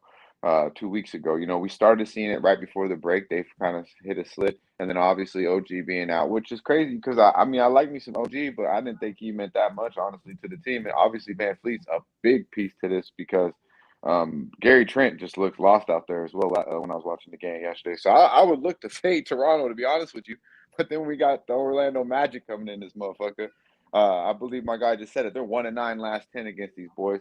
ATS 1-6 last 7 as a dog, you know. So it's just like, do you really want to bet the Magic here? But that's the only way I would look. The Raptors have been a goddamn auto fade. They're 0-4 ATS last 4 versus a losing team. They play down to their competition, and that competition beats them. If you watched that game last night, you would have think Detroit was the team favored by 9 fucking points. The Raptors are also 1-7 ATS last 8 versus a team with a losing record, with a record losing 40% or below. So they're not only getting their ass whooped, period. They're getting their ass whooped by bottom-tier teams, Jim. So, I mean, I would probably look Orlando here and take the points, but no way in hell am I going to bet the Orlando Magic. And I'm definitely not laying 8 with the Toronto Raptors. So, this is a back move for me, bro. I get it. I have some interest in the Raptors first quarter bouncing back from that terrible night last night. I have quite a bit of interest but I'll go over some numbers and decide if I move on it after the show. Diesel says, can the Raptors cover? I really like them in the spot, but you're a fan, so what do you think? I would not be comfortable with this. I think they're going to take care of business early. But, you know, the Magic have been playing better, and they know that they've lost 8 straight to the Raptors. So I'd be hesitant to take the Raptors full game without Van Fleet and OG. We move on to 8 p.m. Eastern. Utah Jazz 39-22, 17-12 on the road at your Pelicanos. New Orleans playing good basketball, Dutch, and you've been all over them. 26-36 on the year, 14-17 at home. We're at the Smoothie King Center in New Orleans, Louisiana. Utah 4-1 over their past 5, last in the league at pace over that span, 94.73 possessions a game, while the Pelicans are 3-2, 20th in pace at 99.00 possessions a game. We have the Jazz opening up as 3.5-point road favorites. That's moved to 4. There's even a 4.5 on the board. This total down to 222.5 right now. Some books open it as high as 228. They got hammered to the under. Jazz coming off their third straight win, barely getting past the lowly Rockets, 132-127 in overtime on Wednesday. Donovan Mitchell goes for 37 points, 10 assists. Pelicans come off their third straight win, 125-95 at home over Sacramento on Wednesday. Dutch was on them very confidently. They outscored Sacramento 60-34 in the second half. Brandon Ingram goes for 33. In the 3 games that this 3-game winning streak, they've outscored their opponents by an average of 24.3 points per game. Wild. Take it away here, Dutch. Jazz Pelicans. Yeah, Jim, it's the Pelicans today. No Pelicanos for me, my guy.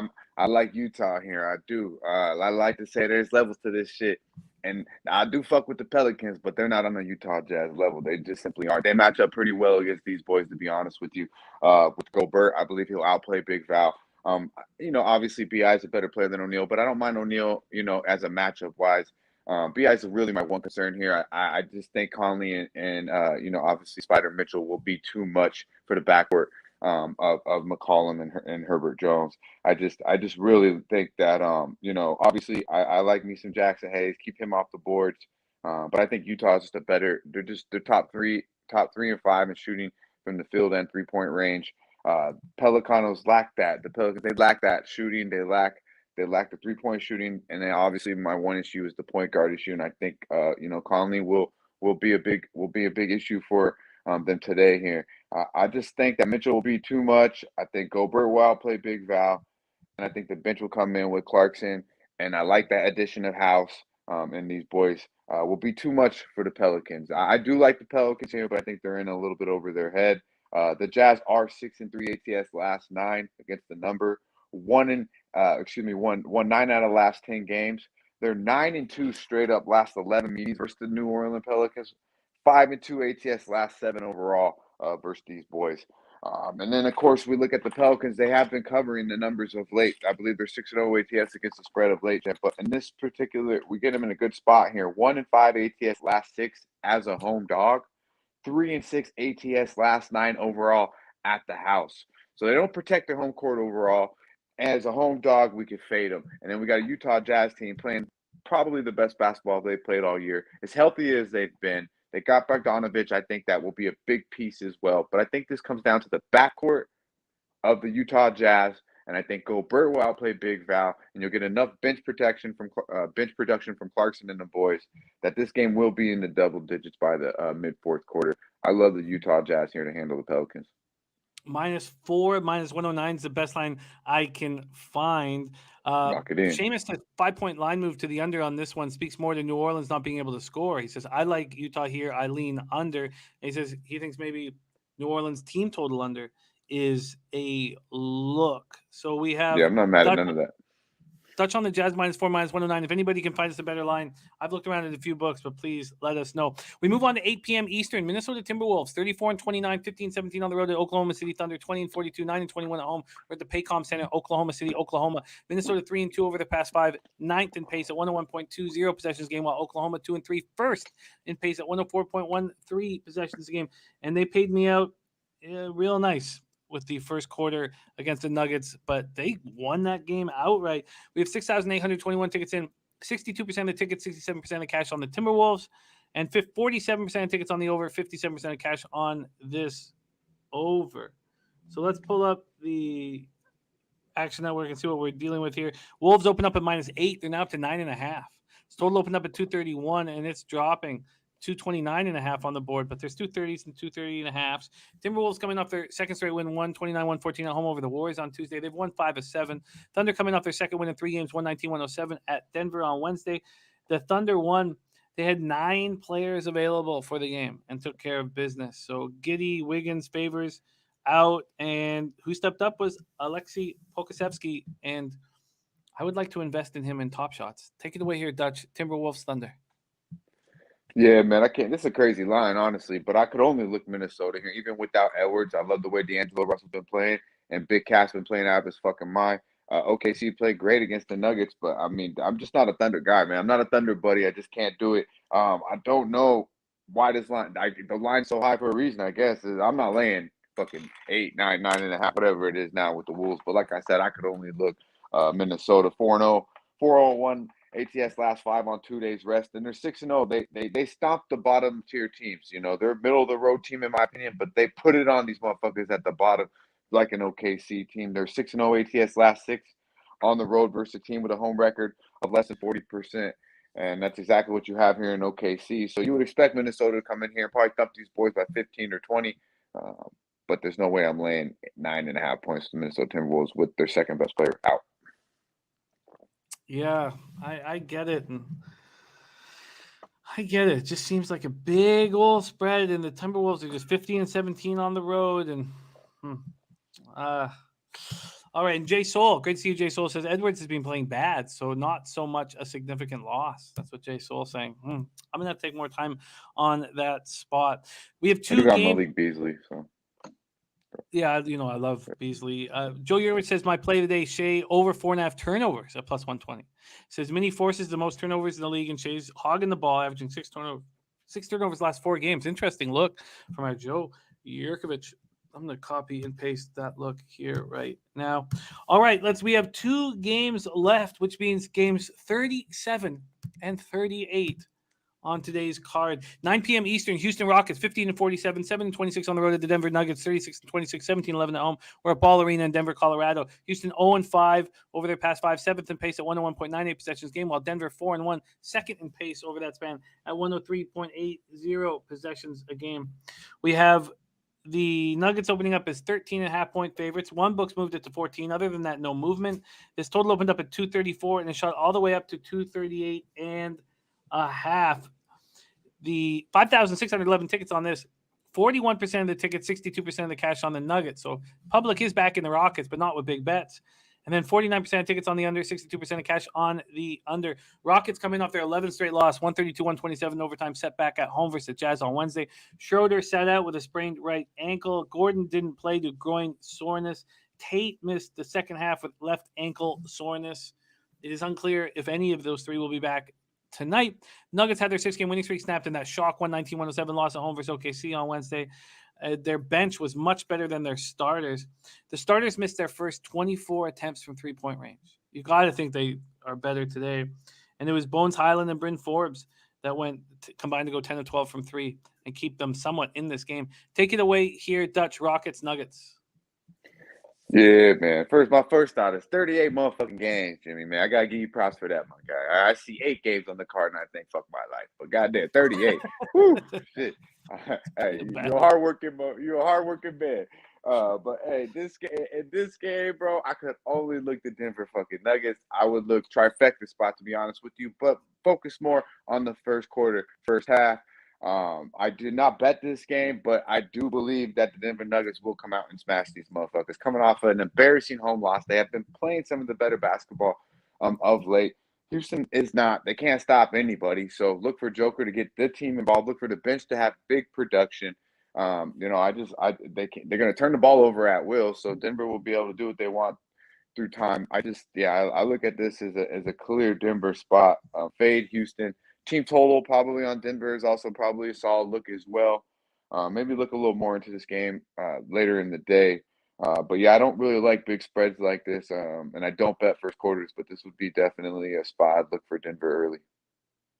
Yeah, I'm looking at the Nuggets first half team total over is what I'm going to be working on. Nuggets first half team total over is my plan of attack here. I'm going to look at that number and study it a little more, but I expect to move on that. And big shout out to Durrell in the house in our chat. He's recovering from COVID, and we love him very, very much. So great to see you in the chat, my guy, and can't wait to see you back in action. Much love, bro. One team left on our board, Dutch. New York Knicks, 25-37, 12-18 on the road at the Phoenix Suns, 50-12, 27-7 at home.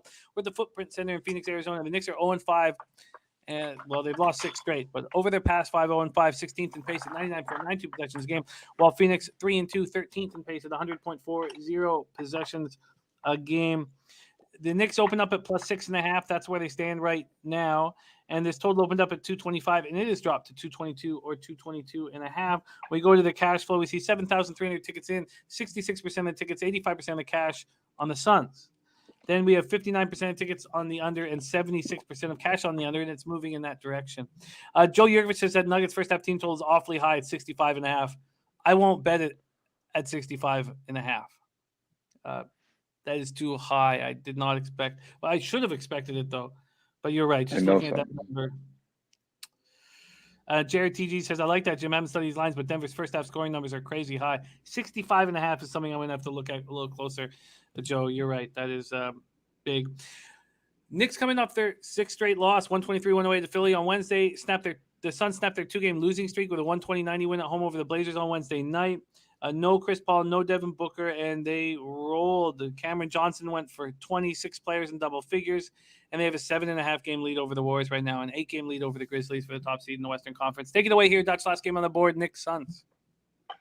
Yeah, man. Hey, big shout out to our guy Daryl, though. Part of the 60s club. Me and my guy. Yeah, man. Hey, this game though, Jim, I'd only look New York early. They seem to come out, play some decent basketball, and then go into halftime and act like the fucking game's over and get their ass whooped. So you probably want to load up put a unit on the Knicks early, and then bet motherfucking Phoenix at the half. Also, prop game, I look at RJ Barrett. Dude's been playing out of his mind. Been the best basketball player for the New York Knicks all season, but realistically playing leaps and bounds best basketball of his career of late. And then also we can look at DA. Without no Booker, without these guys, DA has to be the guy inside. They really have nothing for him. DA should get easy 20 and 15 tonight, I would look. So points, rebounds, rebounds, or double with a win. Look at things like that. But I would look New York early, and then Phoenix to handle business when it matters. And I like RJ Barrett and DA to load the stat sheets, my guy. I think that makes a ton of sense, especially after the Suns played such sweet basketball, and it was really their first, very, very good game without Chris Paul. So, and Seamus thinks that Putin would have gone back to the well with Phoenix here, and he's going to roll with Phoenix here. And where is Mr. Putin? Too busy bombing motherfuckers. That's a dangerous man. Shit. He's a dangerous man. I don't know how much we're going to be. He's a hell of a capper. All right, and look at that. Razor Sharp picks pick 5. He's already got through the first 3 races. He cashed with the pick 5 he gave out yesterday. Running hot, Razor. Keep it up, Razor. Let me get one of them fresh white hoodies too, my dude. I see you giving away hats and shit. I need to give me one of them hoodies. I might have to put in an order. Yeah, I want to pick up some wares when like we're down in San hoodie. Antonio. We're also going to the Sneaker Con on Saturday, so that'll be really fun. All right, let's review action here from Dutch Boy Fresh. He's on the Astute Chaos is on Cleveland, Philadelphia, first half over 110.5, and I'm looking very closely at Cleveland first quarter, first half. But Dutch gets his card started with the Bucks minus 4.5 and minus 110. I'm all over that spot as well. I want to have 2 units on that, whether first quarter, first half, full game, or the team total over. I have not figured out exactly what I'm going to do, but I'm going to be on it. I want Raps first quarter. Dutch gets back to business here with the Jazz minus 4 at minus 109. And Astute Chaos is on the first half over 109.5 in Jazz Pelicans. Then looking at the Nuggets first half team total over in the Knicks first quarter. But for official picks from the show for Dutch Boy Fresh, we have the Jazz minus 4 and the Bucks minus 4.5. And our guy Dutch now hitting it over 60%. I mean, 60 wasn't enough for Dutch. He goes 2-0 last night. He's now at 61.3% with an ROI of 20%, which is unbelievable. 2 more winners on deck, too, my guy. 2 more motherfucking winners on deck. Believe it. There are, man. You've been so smooth with it. Respect. Thank you for joining us Wednesday, Thursday, and Friday. We've all loved it. You've just been handing out cash. It's been wonderful to watch. So thank you so much for sharing your hard work with us. Catch Dutch today at 4 p.m. Eastern on NBA Pub Hub. Dutch, any last words of love to this great chat? And by the way, while you do that, our guy Twan says, Dutch, would you make my day better with a yam man? Shout out. Twan, my guy. You already know we're about to hit these motherfuckers straight over the head. Yeah, man. Y'all stay fresh. There he is, Dutch Boy Fresh. All day horse action, Paul Thompson. All day horse action, all day tomorrow, and all night tonight with Razor Sharp picks. So we have you covered with all your horse action all night tonight and all day tomorrow. We're all over it. We're hitting it hard all over it. And a lot of love for Dutch Boy Fresh and his great work here. All right. That's a ton of action on this show. I don't remember a day that's been that difficult to prepare for before. And I think the horses on the horizon is added to it. Ooh-wee. And I'll be live betting that Hurricanes-Penguins game tonight. You can catch me on Twitter for the info on that. Let's review action. Babano's on the Wild, team total over 3.5 in NHL.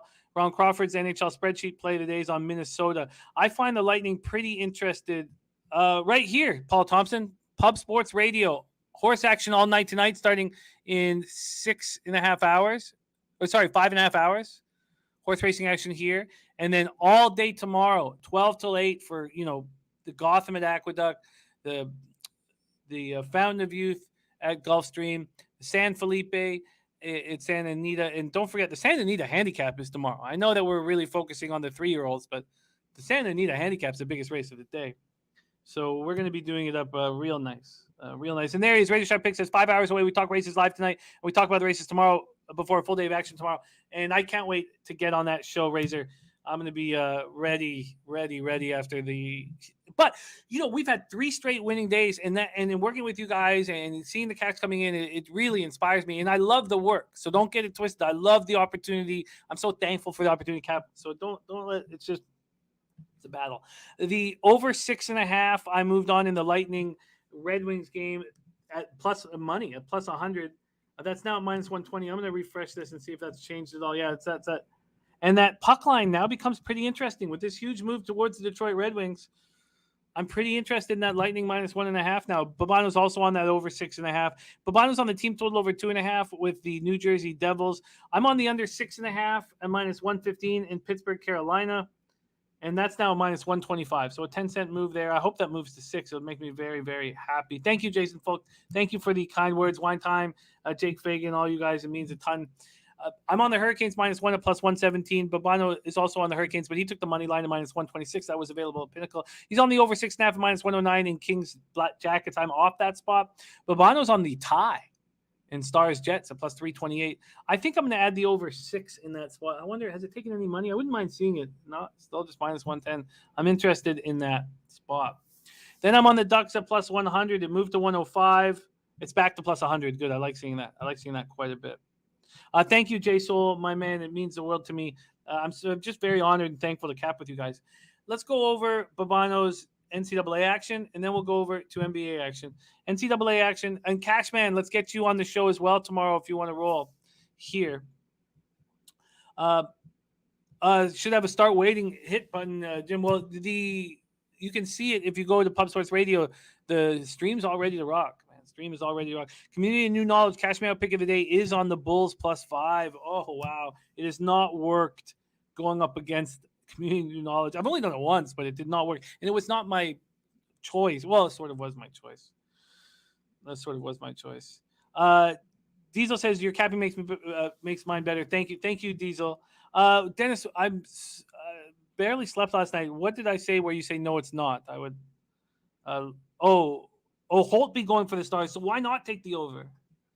But can you reiterate what the no, it's not is, Dennis? I would love to know because I care about what you have to say.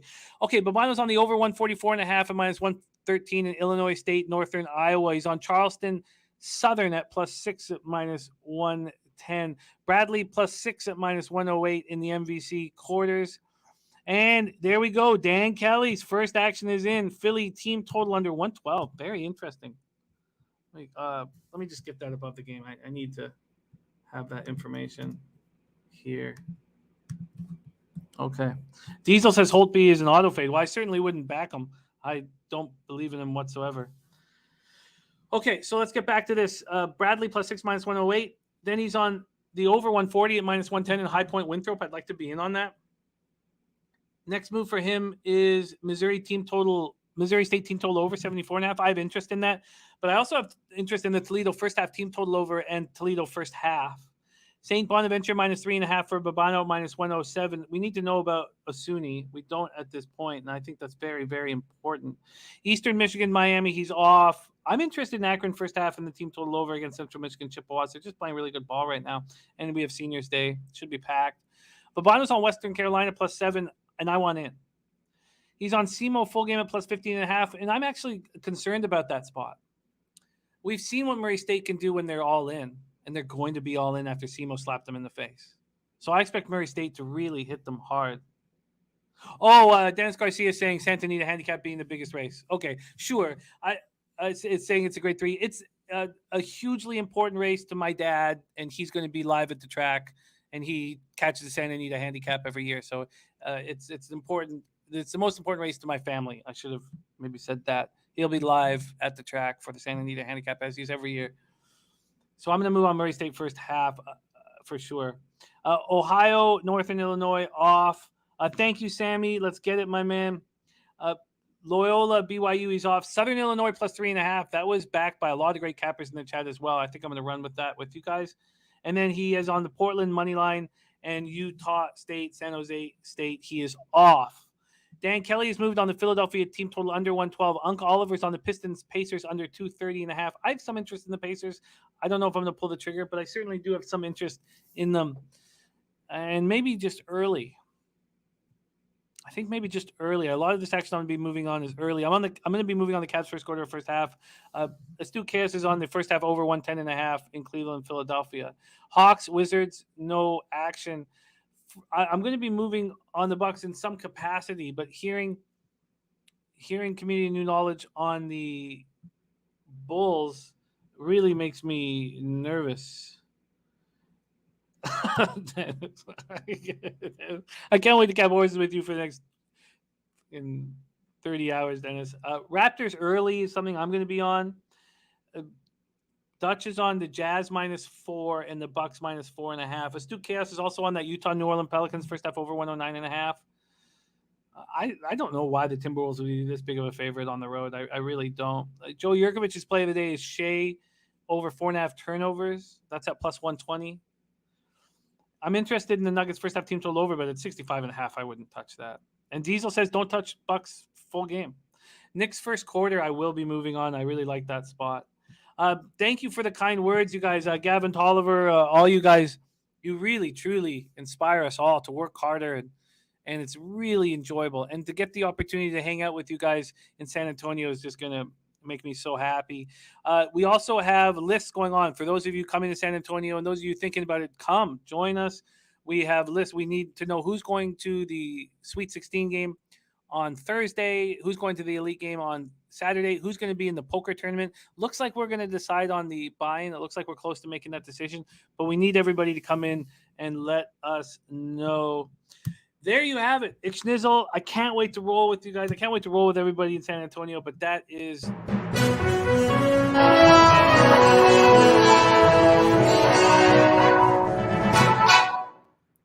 We have merchandise to deliver. Sure, let's see it. What is it?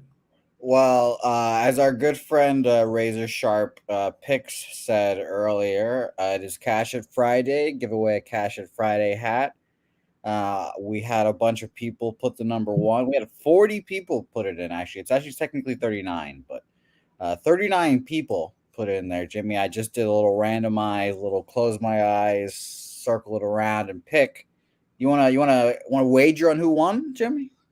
No, I'm up 2 stakes. Feel pretty good about that. Your eyes aren't that open to begin with, actually. No, I'm very tired, unfortunately. You have been doing great work all week. And I'm sorry for all the late hours. Of I was about to say, unfortunately, 38 games also takes a toll on me as well. It's just people don't see it. But the winner of the hat is our friend Jarek White. Nice. Jarek White. So, Jarek, I don't know if I'm saying that name. I'll just call you the white guy. Just send me a DM on Twitter at Jose Bucket. Just send me that, and that'll be a good time. I think it'll be a Razor. Jarek, just send it to Razor. Sorry, what? I think we should go with Jarek White instead of that white guy. I think probably. No. I didn't say that white guy. Come on, John. He's the white guy. Okay. But yeah, so congratulations, Jarek. I hope you're still watching. And if he's not watching and Razor doesn't get to give away the hat, maybe he'll give it away on the stream tonight. Who knows? Yes, and I can't wait to join it. As soon as that Penguins Hurricanes game is over, I'll be right over there. Okay, I gotta go. I'm jumping on with Teddy Covers at XM Radio. And Theodore Covers? Oh, nice. Yeah, Teddy Covers. I like his name. Tell him I said hello and tell him I said he has a nice name. I'm not going to. I will not. On behalf of Jose, who does such a great job producing the show, and our guy Jeff Slaughter, who's put together this unbelievably spectacular San Antonio week, and all of us at Pub Sports Radio, thank you so much for your support. It means the world to us. Jared TG, Dennis Garcia, Jason Falk, Diesel, Community New Knowledge, Real Deal Prime, Jay Smith, Ryan Kozlowski, THC is Rizza, Ick, Schnizzle, T, Astute Chaos, Top Set, Gavin Tolliver, Puzzler, Sammy. I love you guys. Thank you for the support. I have one more thing to add. Sure, but let's make it 4 straight glorious days because it's been a great week so far. God damn. What do you need to add, my man? Oh, Yeah, I can't get my mouth around that thing. Oh, I don't know if that was necessary, but it's a nice touch. It's a nice touch. On behalf of all of us here at Pop Sports Radio, let's keep the winners coming in. Leche. Hey, los bookmakers.